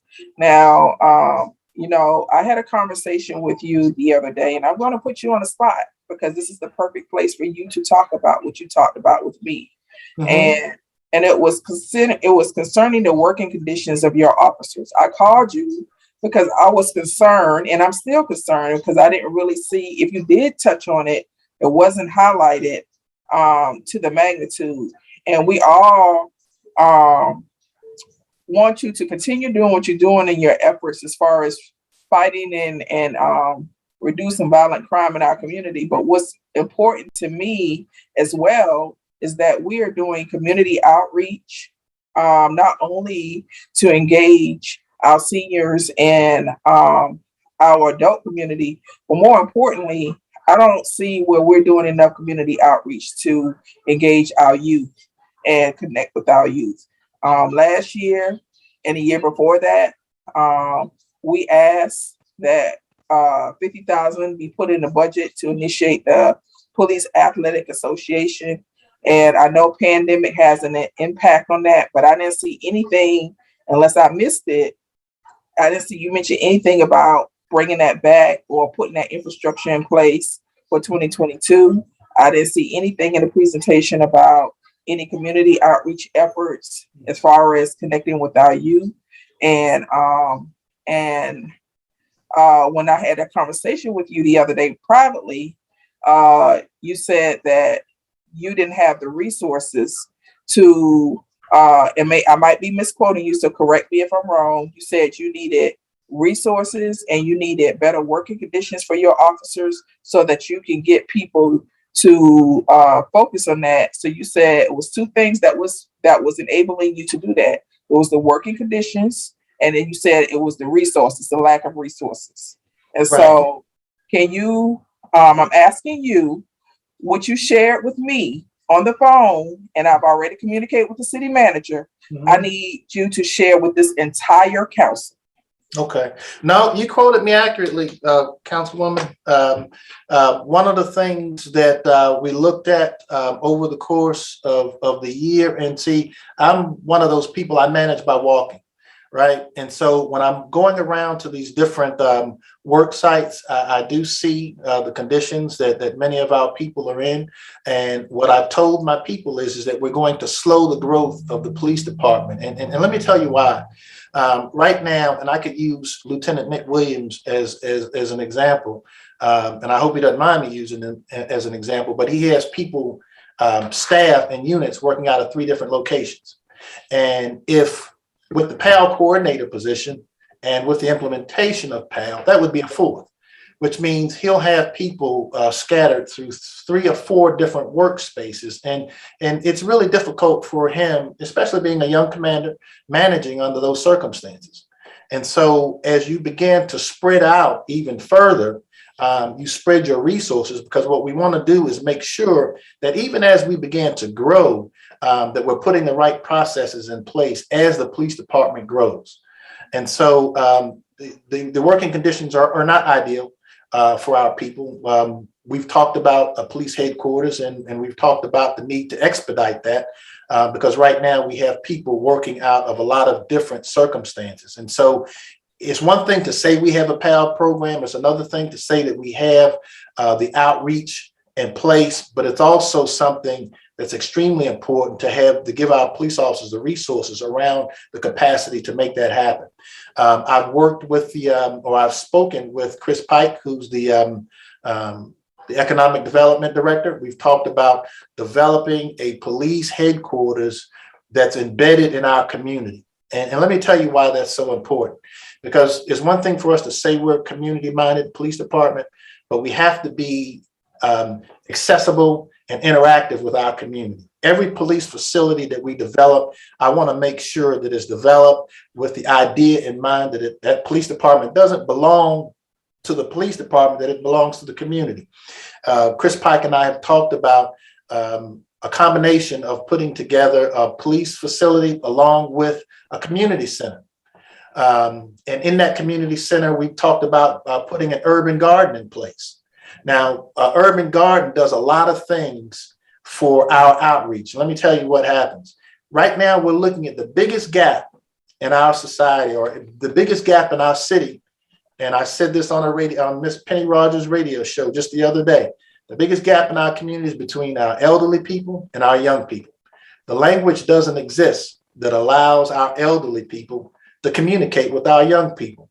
And what I mean by that is that as the last generation of a baby boomer, I'm used to telling people, y'all young folks need to get it together. Well, that puts them defensive. And what happens is that our young people are shutting down. In order for us to be able to communicate with our young people effectively, we have to have something in common that we're willing to come to, and nothing's more in common than the earth, and being able to talk over an urban garden, or maybe creating walking trails around the police department, where when our youth come in, that we have that environment that's conducive to those sort of conversations. And so I understand the need for outreach. I'm all about outreach. But at the end of the day, what we have to make sure is that because we have minimal resources, that we're using those resources effectively, and that we're not stretched out in 8 and 9 different facilities to try to make that happen. It works better when we're able to attack it as a team, and we're able to do it at a central base of operation. And so I really appreciated the conversation that you and I had the other day, Councilwoman, but maybe I haven't done a good enough job of conveying what my vision is to the body, so that we could try to help facilitate those sort of facilities within this police department. So, and for full transparency, that community center / resource center is, we're looking to do that at the District 3 Red Oak Absolutely. Police precinct. Right. And that is a vision of the mayor and mine for that Red Oak Historic District. So I'm looking forward to working with you and Mr. Pike to bringing that to fruition. Currently, where is the Community Outreach Division housed? I thought it was housed in the precinct on Butler Road. We have some parts of it on Butler Road. We have some parts of it over on Old National. And then I believe the park rangers are operating out of Stonewall Tail right now. Okay, so just to be transparent, you also mentioned that right now you all don't have any place to do proper, if you have to bring someone in to do interviews, or if you have to detain youth, or if you have to do, you mentioned that you don't have any place right now that is secure and proper to do integration interviews, to detain youth, and a lot of our officers are working out of their cars, because with the pandemic right now, you all have to limit the precinct, the back and forth. So it's the working conditions for our officers. You explained to me, I'm putting all of this out because we were paying a monthly fee, and I need to know the cost. How much have we put out for that building on Old National that we paid to, and we also paid for that building to be white box, and now we're no longer getting that location. So I need that number, Ms. Bembry. How much money have we wasted of our taxpayers' dollars for a building that we are no longer getting now? And so did I quote you correct? You're saying our officers at this time are in deplorable working conditions. Yes, and And I'll be perfectly, excuse me, I'll be perfectly honest with you. Doing everything we can to try to get our officers in better, I have some, thank you, in better conditions, but certainly we need the assistance of the council and the administration to make that happen. So, Ms. Sally Jones, Mr. Toms, and our mayor and council, I hope that we're doing everything in our power in fiscal year 2022 to get our officers who are doing their best to keep us safe in better working conditions, and stop dragging our feet and getting them in a precinct. I never wavered on that precinct on Old National, but some of us did, and we gambled and we lost out, and we wasted taxpayers' money because we were paying a monthly fee, and we paid for that building to be white box, and for nothing, because now we lost out. We're not getting the building again. Now, my second question is, we have an increase in population, according to our census, of 107,000. Now, our last, the DCA average was based on a population of 88,000 residents. And the DCA average said that we were supposed to have about 250 officers. Right. And so my question to you is, do we need to go back to Georgia Tech and get that study updated based on the last census numbers that came in? Well, believe it or not, when we did that study, I asked them to factor in for growth over the next 10 years. Oh, great. Right. And so one of the things, and the reason I said 10 years is because 10 years from now, I went through a beat realignment with previous departments every 5 years. I think that this beat realignment will serve us well for at least a 10-year period. And the reason that I say that is because what we're looking at doing right now, because we have the most undeveloped land in the region, as that land becomes developed over the next 10 years, that we'll then have to sit down and take a look at our beat alignment after we start to realize the types of development that we're anticipating over the next 10 to 15 years. And so, and that's also, we had them to look at Fulton Industrial, which they're saying should be divided up into 6 different beats. And so that's why we're looking at a 24 beat design right now, with a cap right now anywhere between 295 to 300 police officers. Well, let me. I'm not finished, Mayor. Hold 1 second. I got 2 more questions. Time is up, Ms. Lewis. Okay, well, I'm going back in the queue because I got 2 more questions. Go back in the queue. Okay, thank you. Let me caution, before we go any further, let me caution. You have to be mindful of your questions that you're asking Meadows in public. There's some things that need to be handled in executive session. So I just want, as you come up, as others you come up, please keep that in mind. Mr. Khalid, go right ahead. Hey, thank you so much, Chief Meadows, for your presentation. My first question is about something I didn't hear, and that was around the park rangers. Mm-hmm. We have like 17 parks and 5 park rangers. Right. Are we adding more park rangers? And I understand that even that sometimes they are even pulled from the parks that they're in to respond to calls. What is our plan for expanding our park rangers program? Well, ultimately, after we start looking at the beat alignment, we certainly want to try to make sure that we get somewhere in the neighborhood of 10, at least 10 park rangers. I do know that we have 17 parks, but some of them are relatively close geographically. And so it's not inconceivable that you can have maybe 1 patrolling 2, maybe 3 parks, given the size. I do know that some of the parks, particularly the one in District 4, can be extremely problematic, given yes, it's the lack of use. I've gone through that park on several different occasions, and so we have to make sure that we're doing our due diligence around some of our parks, particularly the ones that are most vulnerable. And so I'm relying on Lieutenant Nick Williams here when I believe that 10, and as we move forward and start to ramp up more programming in a lot of the parks, that number certainly will increase. But over the course of the pandemic, we were utilizing them in various capacities because the programming simply wasn't there.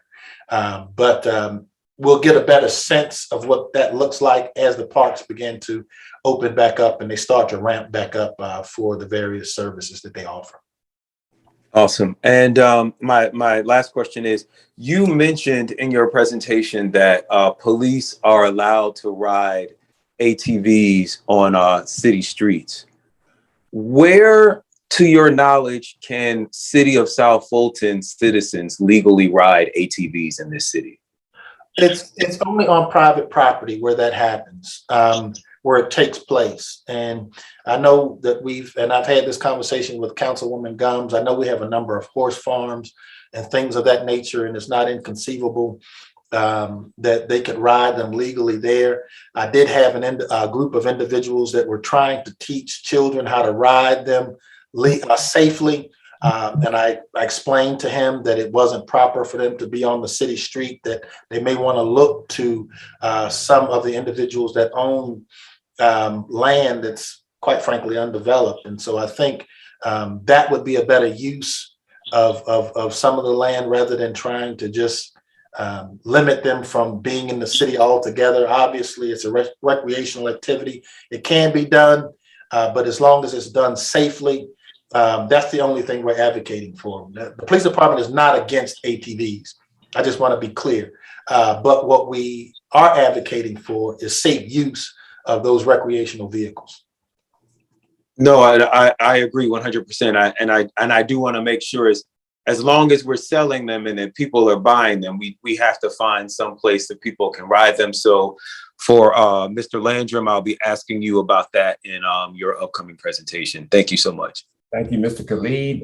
Now we're Ms. Gumbs, followed by Ms. Gilliard, then Ms. Willis. Chief Meadows, thank you for your presentation. I got quite a few questions, so just bear with me. My first question is in regards to the Butner Road precinct. There has been talks about it opening up for 24 hours. Have we budgeted for that activity to occur in this next fiscal year? Well, most of the satellite precincts, and I'll say this in full transparency, we've moved administrative offices in those locations, and it's mainly because of the lack of space that we have that we've done that. And so, as you well know, administrative offices close at some point. And so my goal is to, as we get that central base of operations and we have personnel working out of a police headquarters, that will deploy police personnel that will be dispatched from those different precincts, such as Cedar Grove, such as Butner Road, and eventually, the Campbell Road facility. And so it will be ultimately a 24-hour operation, but we're looking at doing that after we have created sort of a central base of operations, so that those patrol units will have the space so that when they come in, that they'll be able to operate in those facilities effectively. Okay, understood. Also too, in the evenings or after these precincts have been closed and the city closes, of course, we have the party houses and the short-term rentals. I know we talked about code enforcement, actually, I guess, being one officer or someone being on your team. Are we still moving in that direction to manage those type of activities that are after city hours? So we have Officer Gibbons, or Corporal Gibbons, who that's what his primary function is. And so it's going to be up to code enforcement to actually communicate with Corporal Gibbons when they're seeing those sort of challenges, so that we can make sure that that two-way communication is happening within the police department and with code enforcement. We want to make sure that that we're having the appropriate response under those circumstances. And so that's going to be extremely important. I haven't gotten nearly as many complaints about the party houses recently. That's not to say that they don't exist. The complaints may be going directly to code enforcement. But I haven't been hearing that as big of a problem as it has been in the past. Mm-hmm. Okay. Also too, you had mentioned that you all have purchased 9 tag readers, license plate tag readers for the Old National. Are there any, is there any purchases that are budgeted for license plate readers for other areas of the city, for those major corridors, like maybe, Absolutely. Cascade, Campbellton? So we have the CID that's committed to putting tag readers along the Fulton Industrial Corridor. I'm looking at ramping up our tag readers along the Camp Creek corridor. I know that recently when we had the situation involving your incident, that we went back to the tag readers, and sometimes you don't really know where your holes are until you know. And so what we're doing right now is an assessment of the tag readers along Camp Creek. And we certainly want to look at some along the South Fulton Parkway corridor as well. And so it's never a good idea to add a bunch of assets out in the field at one time. We try to ramp those up over time, because as some of those assets go down, you want to make sure that you have the right mechanism in place to monitor all of your technology assets out in the field. And so we don't want to shock the system all at once and buy 50 tag readers and deploy them all at one time. We want to make sure that we're maintaining the health of those assets as they go out into the field, and we want to ramp them up over the course of time. But we did recognize some holes along that Camp Creek corridor that we're now looking at. Yes. Okay. And lastly, as far as the gunfire, I know I had mentioned gunfire location, and I know that there's some software to kind of help us kind of nail and narrow it down as far as where the gunfire is coming from. Are you considering anything of that nature, that type of software? Because I've seen it successful in other cities. Yeah. So I don't know if that is something that's on your radar. We've looked at it. It's just the technology is extremely expensive. I believe it's $100,000 for one sensor, and so that sensor covers one radius of a mile. And so we have to be mindful of where we're putting that sort of technology. I do know that there are some companies that are in the process of developing inexpensive technology that I believe would be more conducive to a city like South Fulton. When you talk about a $100,000 sensor to cover one radius square mile, you're talking about cities the size of Atlanta. In fact, when I met with the ShotSpotter CEO a few years ago, I asked him if he had the thought of creating some products for smaller cities.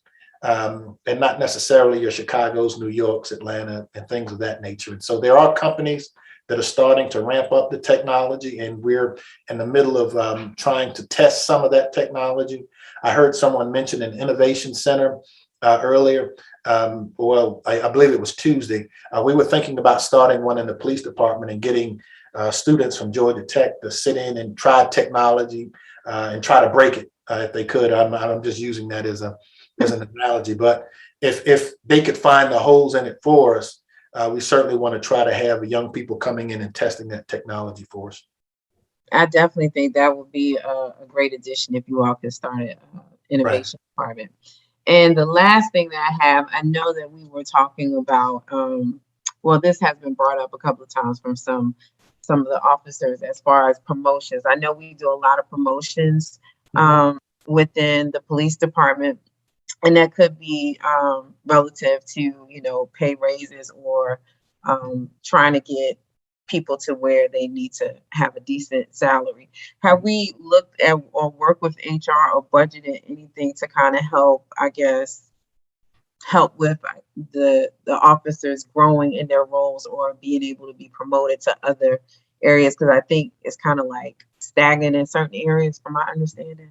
Yeah, what we've done is created kind of a leadership track, not just for command staff, but for our police officers also. We've partnered with Atlanta Metropolitan State. What they have right now is 7 classes of leadership And we're encouraging our police officers to sign up for those, because what we're finding out more often than not, they're able to get college credit towards their bachelor's degree when they take those classes. Now, I'm able to pay for those 7 classes through the drug fund account. And so we've been encouraging our police officers to take those. And so as police officers are able to make it through that, we're encouraging them to stay in school and try to finish their degree if they don't already have one. And then we're also looking at when we sit down and start selecting and going through the promotional process, those individuals that have actually completed that leadership track and that have put themselves in that position. And so the infrastructure is there for it. And at the command level, we have 2 individuals that's going to Columbus State University, finishing up their master's degree right now. And we're actually able to pay for that through drug funds as well. And so on both levels, at the very basic levels of the police department, we have those leadership tracks in place.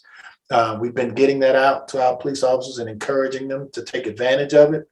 And so we're going to continue to work with that. Now, as far as HR, we had the HR director. She came in and sat in on a couple of our promotional interviews. And so we do those at least once a year, where officers that are eligible are able to come in. Now, you have to have at least 3 years of experience in law enforcement before you're eligible to take that particular test. And many of our police officers, well, I'd wager to say almost 66 to 70% of our police officers have anywhere from 1 to just shy of 3 years. So we should be coming up on the bulk of the police department within the next year, promotional cycles that will be eligible for that. And so we would certainly encourage all of our people to take advantage of those promotional opportunities. Okay. Well, thank you so much. Those were my questions, and looking forward to a great 2022. And before we go further, let me readjust my speaker's alignment. That's Gilliard, Reeves, Baker, Willis, and I will end after Willis. Myself will close out. So right now, Ms. Gilliard.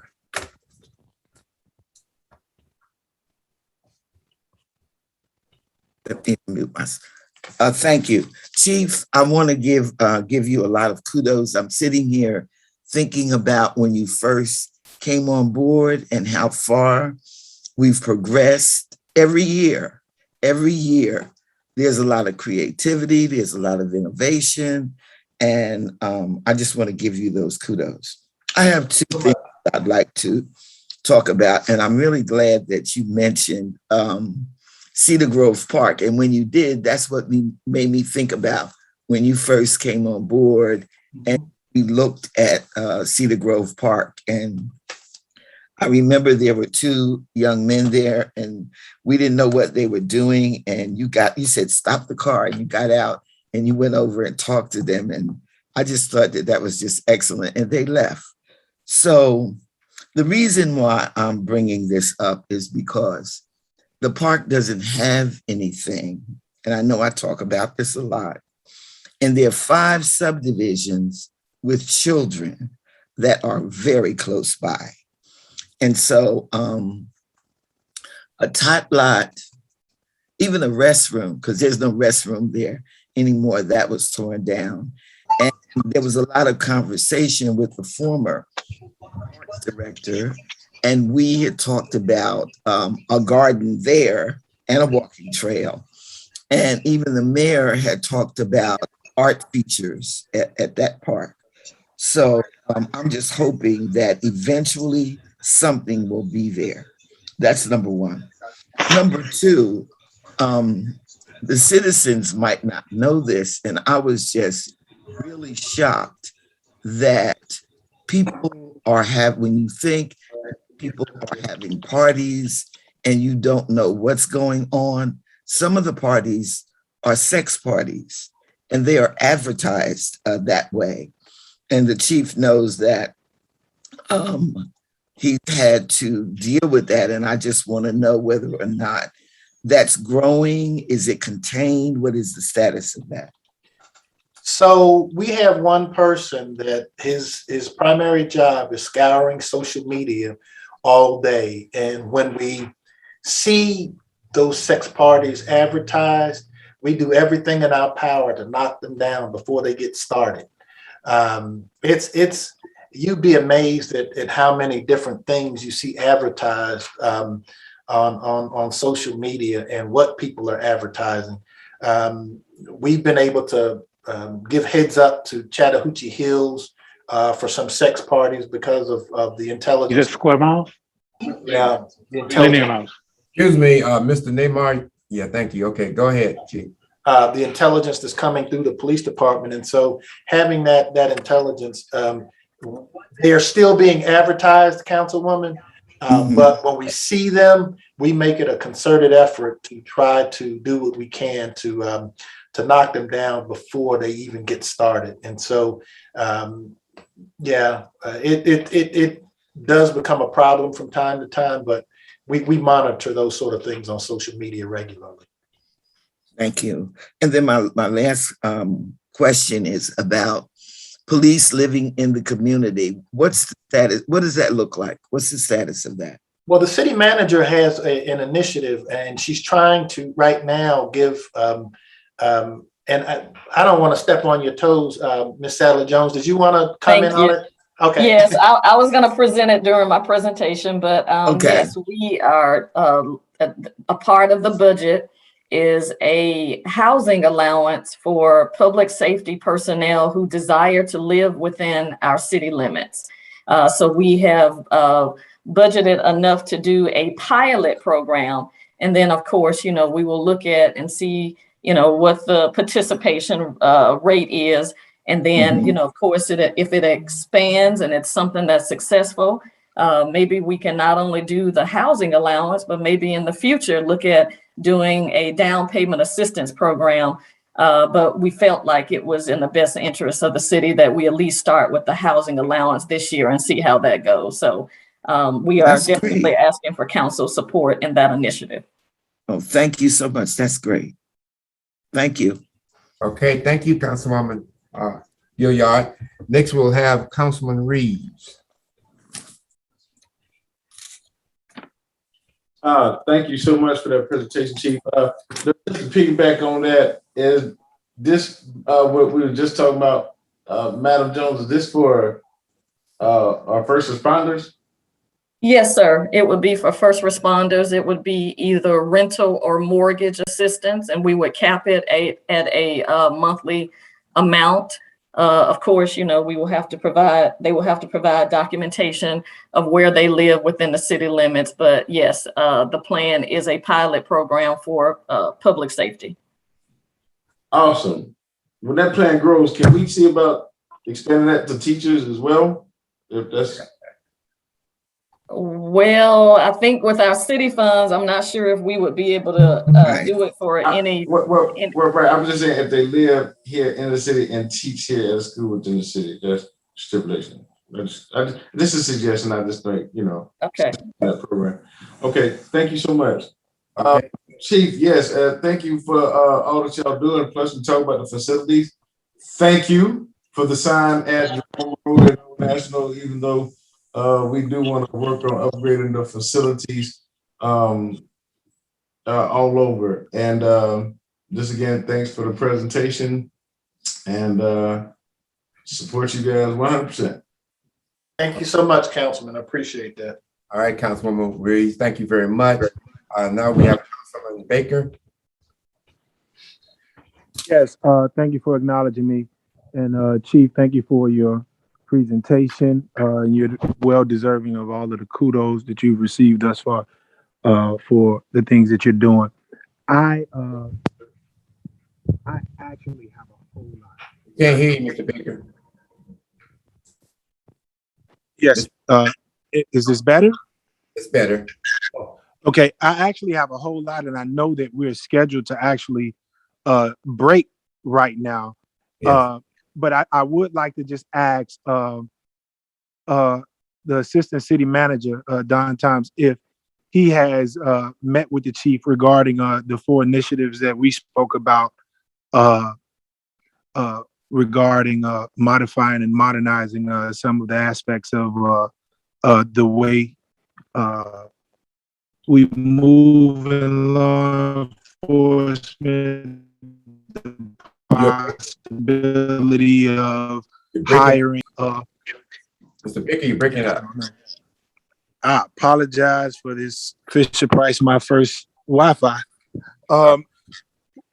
What I was asking is if Mr. Toms had any conversation with Chief Meadows regarding the initiatives in hiring a full-time post-certified mental health expert or someone to work. Yes, sir. We discussed several of those options with the social aspects of adding additional training to the entire police department to be able to cover a lot of your initiatives. So, yes, sir. I'll set up a meeting between us and invite any other city council that would like to attend that. That way, you guys could all, kind of participate in how we move these type of programs forward throughout the police department. Yes, and to add just briefly to what my colleague, District 5, Corey Reeves, just stated, while I understand why the city manager advised we can't do what he contended regarding the teachers, but there are concessions that can be made in working as a municipality in concert with the school. And I think as a part of modernizing or even as modifying, if you will, the way that Councilwoman Willis even stated with the outreach can be one of the concessions that I had as my second initiative. But I look forward to you setting up that meeting and everyone being a part of it. And I guess we can go into detail there. Thanks. Okay, thank you, Mr. Baker. Good effort in the mental health thing. Thanks for bringing that up. Now we'll have Ms. Willis, then myself. I'll close it out, and then we'll have lunch. Councilwoman Willis.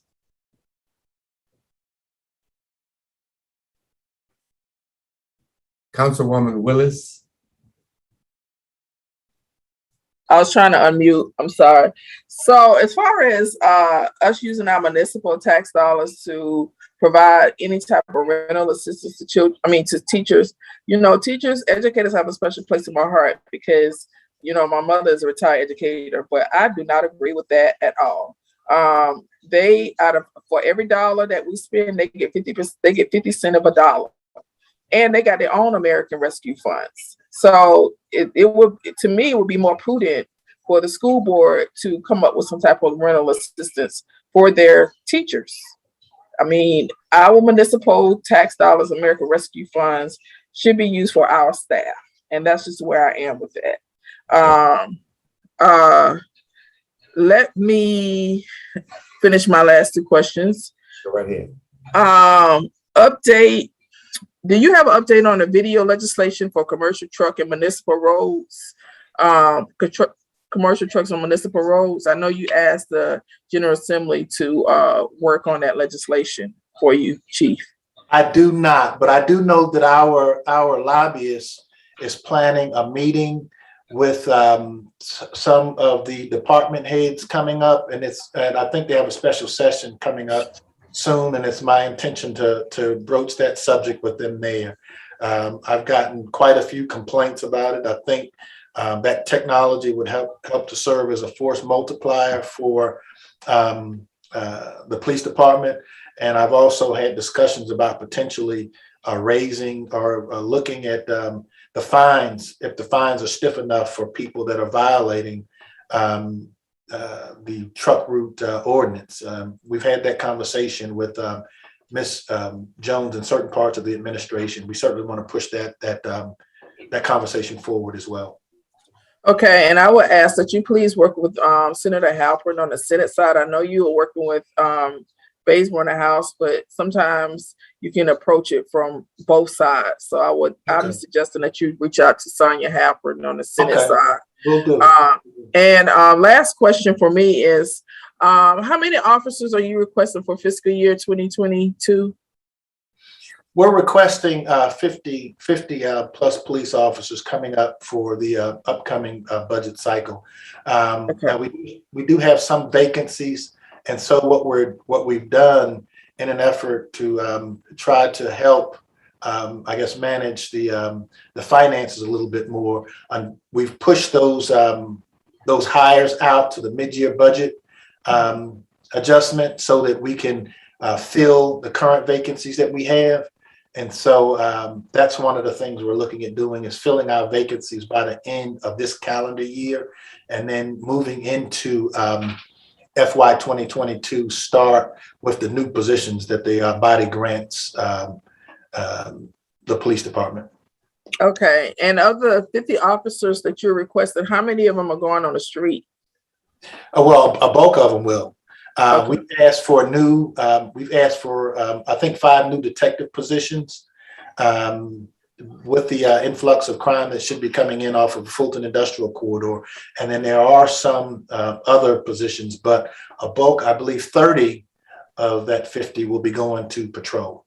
Okay, and do you have any going to community outreach? Because I understand you saying that they're all over the place, but we really need to beef up our efforts. I mean, I know you do a great job. Y'all do a great job with Coffee with the Cops, but unfortunately, our youth don't drink coffee. So I would like to see, maybe ice cream with a cop, more events that will engage our youth, because with the unrest issues that went on in 2020 and 2021, we really do need our youth to understand that officers are not their enemies. And I would even like to see a youth conference in collaboration with other law enforcement agencies, and maybe some of the council members, Councilmember Reeves and I, can work with you and get one plan once this pandemic dies down. But I really would like to see something like that happen in our city.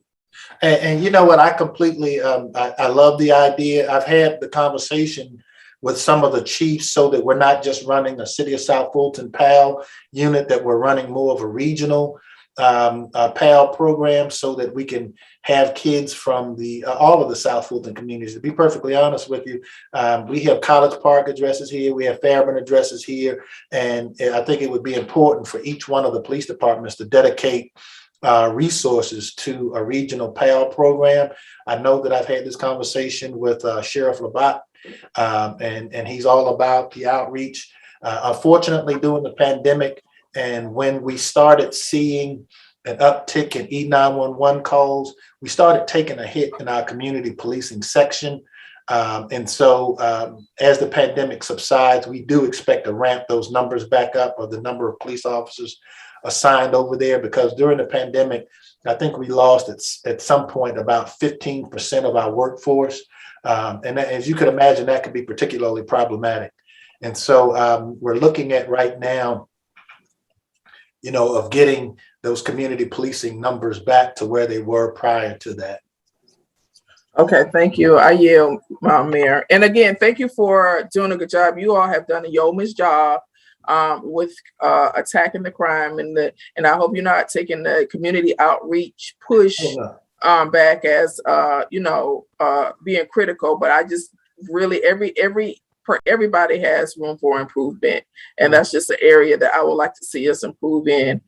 Thank you for all that you do to keep us safe. And again, I am horning in on this. I hope Mayor, City Manager, and Council, we do our darnest to make sure that we get our officers in better working conditions, because they're doing a yeoman's job keeping us safe, keeping our residents safe. Our crime is decreased, and nobody wants to live where they're not safe. So the least we can do is make sure our officers have good working conditions. Thank you. Hey, Mr. Meadows, how you doing? It's fine, Mayor. How about with you? Doing good. I don't need to tell you what a great job you have. You make me feel good as mayor when I go around and I cite the people what my crime statistics are. So very good job. One thing I would like to ask is, you know as well as I do what it costs to bring a police officer in, to maintain him, get him suited up and all this stuff. Right. As you talk about incentives in the future, are you requiring in a contract for the new hires that they stay with us for a period of time? Yes, when we bring in a new hire, they have to stay for a period of 2 years. Now, for somebody that we put through mandate, which is the police academy, that's dictated by state law. They have to stay with us for a 2-year period. Now, if we bring someone in and give them a hiring bonus, then the same expectation applies there as well. And so we want to make sure that when we're bringing in people, we're giving them that incentive, but we're also creating the appropriate environment for them to stay, and it will be able to retain them long term as well. Okay. My second issue, well, not an issue, my second conversation, Councilwoman Willis touched on it a little bit. I think it was her. I want us to do an extraordinary job in policing these tractor trailers. Right. Yes. I wouldn't want to see, I have myself moved at least 10 by calling the police over in our area, Miss Gilliard in my area. And it's ridiculous. So what am I saying? And I know that you have some challenges through this state, and I will be helping on that. But when we see one, and he's not on our streets, I don't care about this hand slapping or park somewhere. He needs to be told or he needs to be cited. And that's the way we're going to get some respect with these truckers and things of that nature, because understand this, the warehouses that being built in Union City are spec warehouses, which means that they don't have a tenant. So once they start renting out that space, you're going to see more and more trucks. And I want you to be able to do that. The second thing is, I appreciate having you because you and I talk, and I get feed from other mayors, and we just talked the other night about College Park is taking the liquor license for 90 days on 2 clubs on their end. And I wanted you to know that if they're doing that, you knew that we probably come back on our end. All right. They're going to shoot them down there. So I want to continue to have that relationship with you so that if I hear things from neighboring cities, that you could do it and react. I think it was Councilwoman Khalid that talked about park rangers. I mean, we had 5. I think we got a lot of parks. And I think Councilwoman Gilliard mentioned it too. We need to probably look at that and see how we can, and the parks are far away. That's a lot for 5 people to do. But I know that Nick and those are doing their darndest to make sure that everything is right. So I just wanted to make that those comments to you. You're doing a great job. And one last thing, Chief, when it comes to those people who work for us in the police department, your vision is our vision. Thank you, man. We ain't working against each other on nothing when it comes to the police department. Now, I know we've had some things where we could have done better had we not procrastinated, but that's water over the bridge. We got to move forward and do something about what you're saying.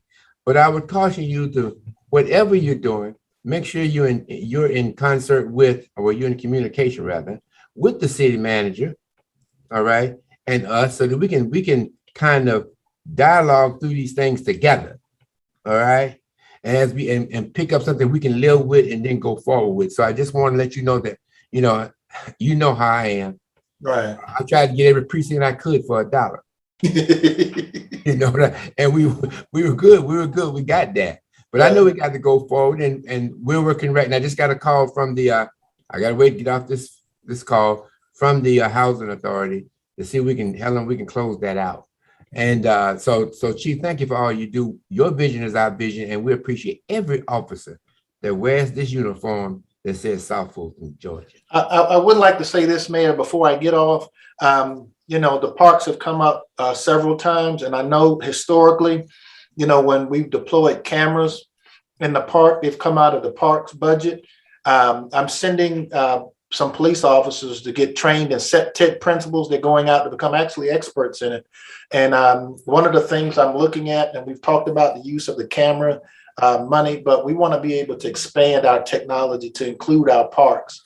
And so even when we talk about creating those force multipliers. I want cameras throughout our parks and along our walking trails. And so my expectation is that those revenues are generated as a result of technology, and that we use those revenues also to expand our technological capabilities to include our parks and walking trails. And so when they come back from this training, my expectation is that they'll go into our parks and make assessments of those vulnerable areas where cameras need to be. And we certainly will do that with our new Director of Parks and Recreations. I mean, we don't make those sort of decisions in a vacuum.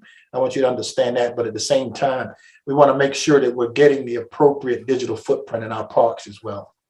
Okay, thank you, Mr. Clerk. Absolutely. Mr. Chair, I had my hand raised for No. Mr. Reeves? Yes, sir. That I would be the last because we have to go into lunch. Oh man, this is important. That's all right. We can catch you. I mean, we'll get your stuff in. All right. Mr. Thank you for being reasonable, Mr. Reeves. Mr. Clerk? Yes, sir. We're gonna break for lunch. We need a motion for that. Mayor, can we have 30 minutes versus 15 minutes? I don't know what we're gonna eat in 15 minutes. The tuna sandwich? If it's the consensus of the body, that's not a problem. When I started lying, I started. What? Who's that? I move that we recess for 30 minutes.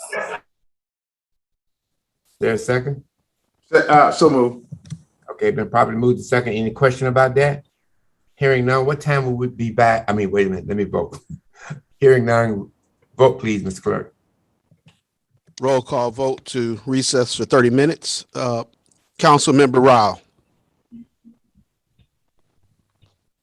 Councilmember Rao. Councilmember Gums. Yes. Mayor Pro Tem Willis. Yes. Councilmember Gilliard. Yes. Councilmember Reeves. Aye. Councilmember Khalid. Councilmember Baker. Aye. That motion is approved. That brings us back at what time, Mr. Clerk? We say 12:40, so that'd be 1:10. Okay, we'll see you back at 1:10. Thank you all so much.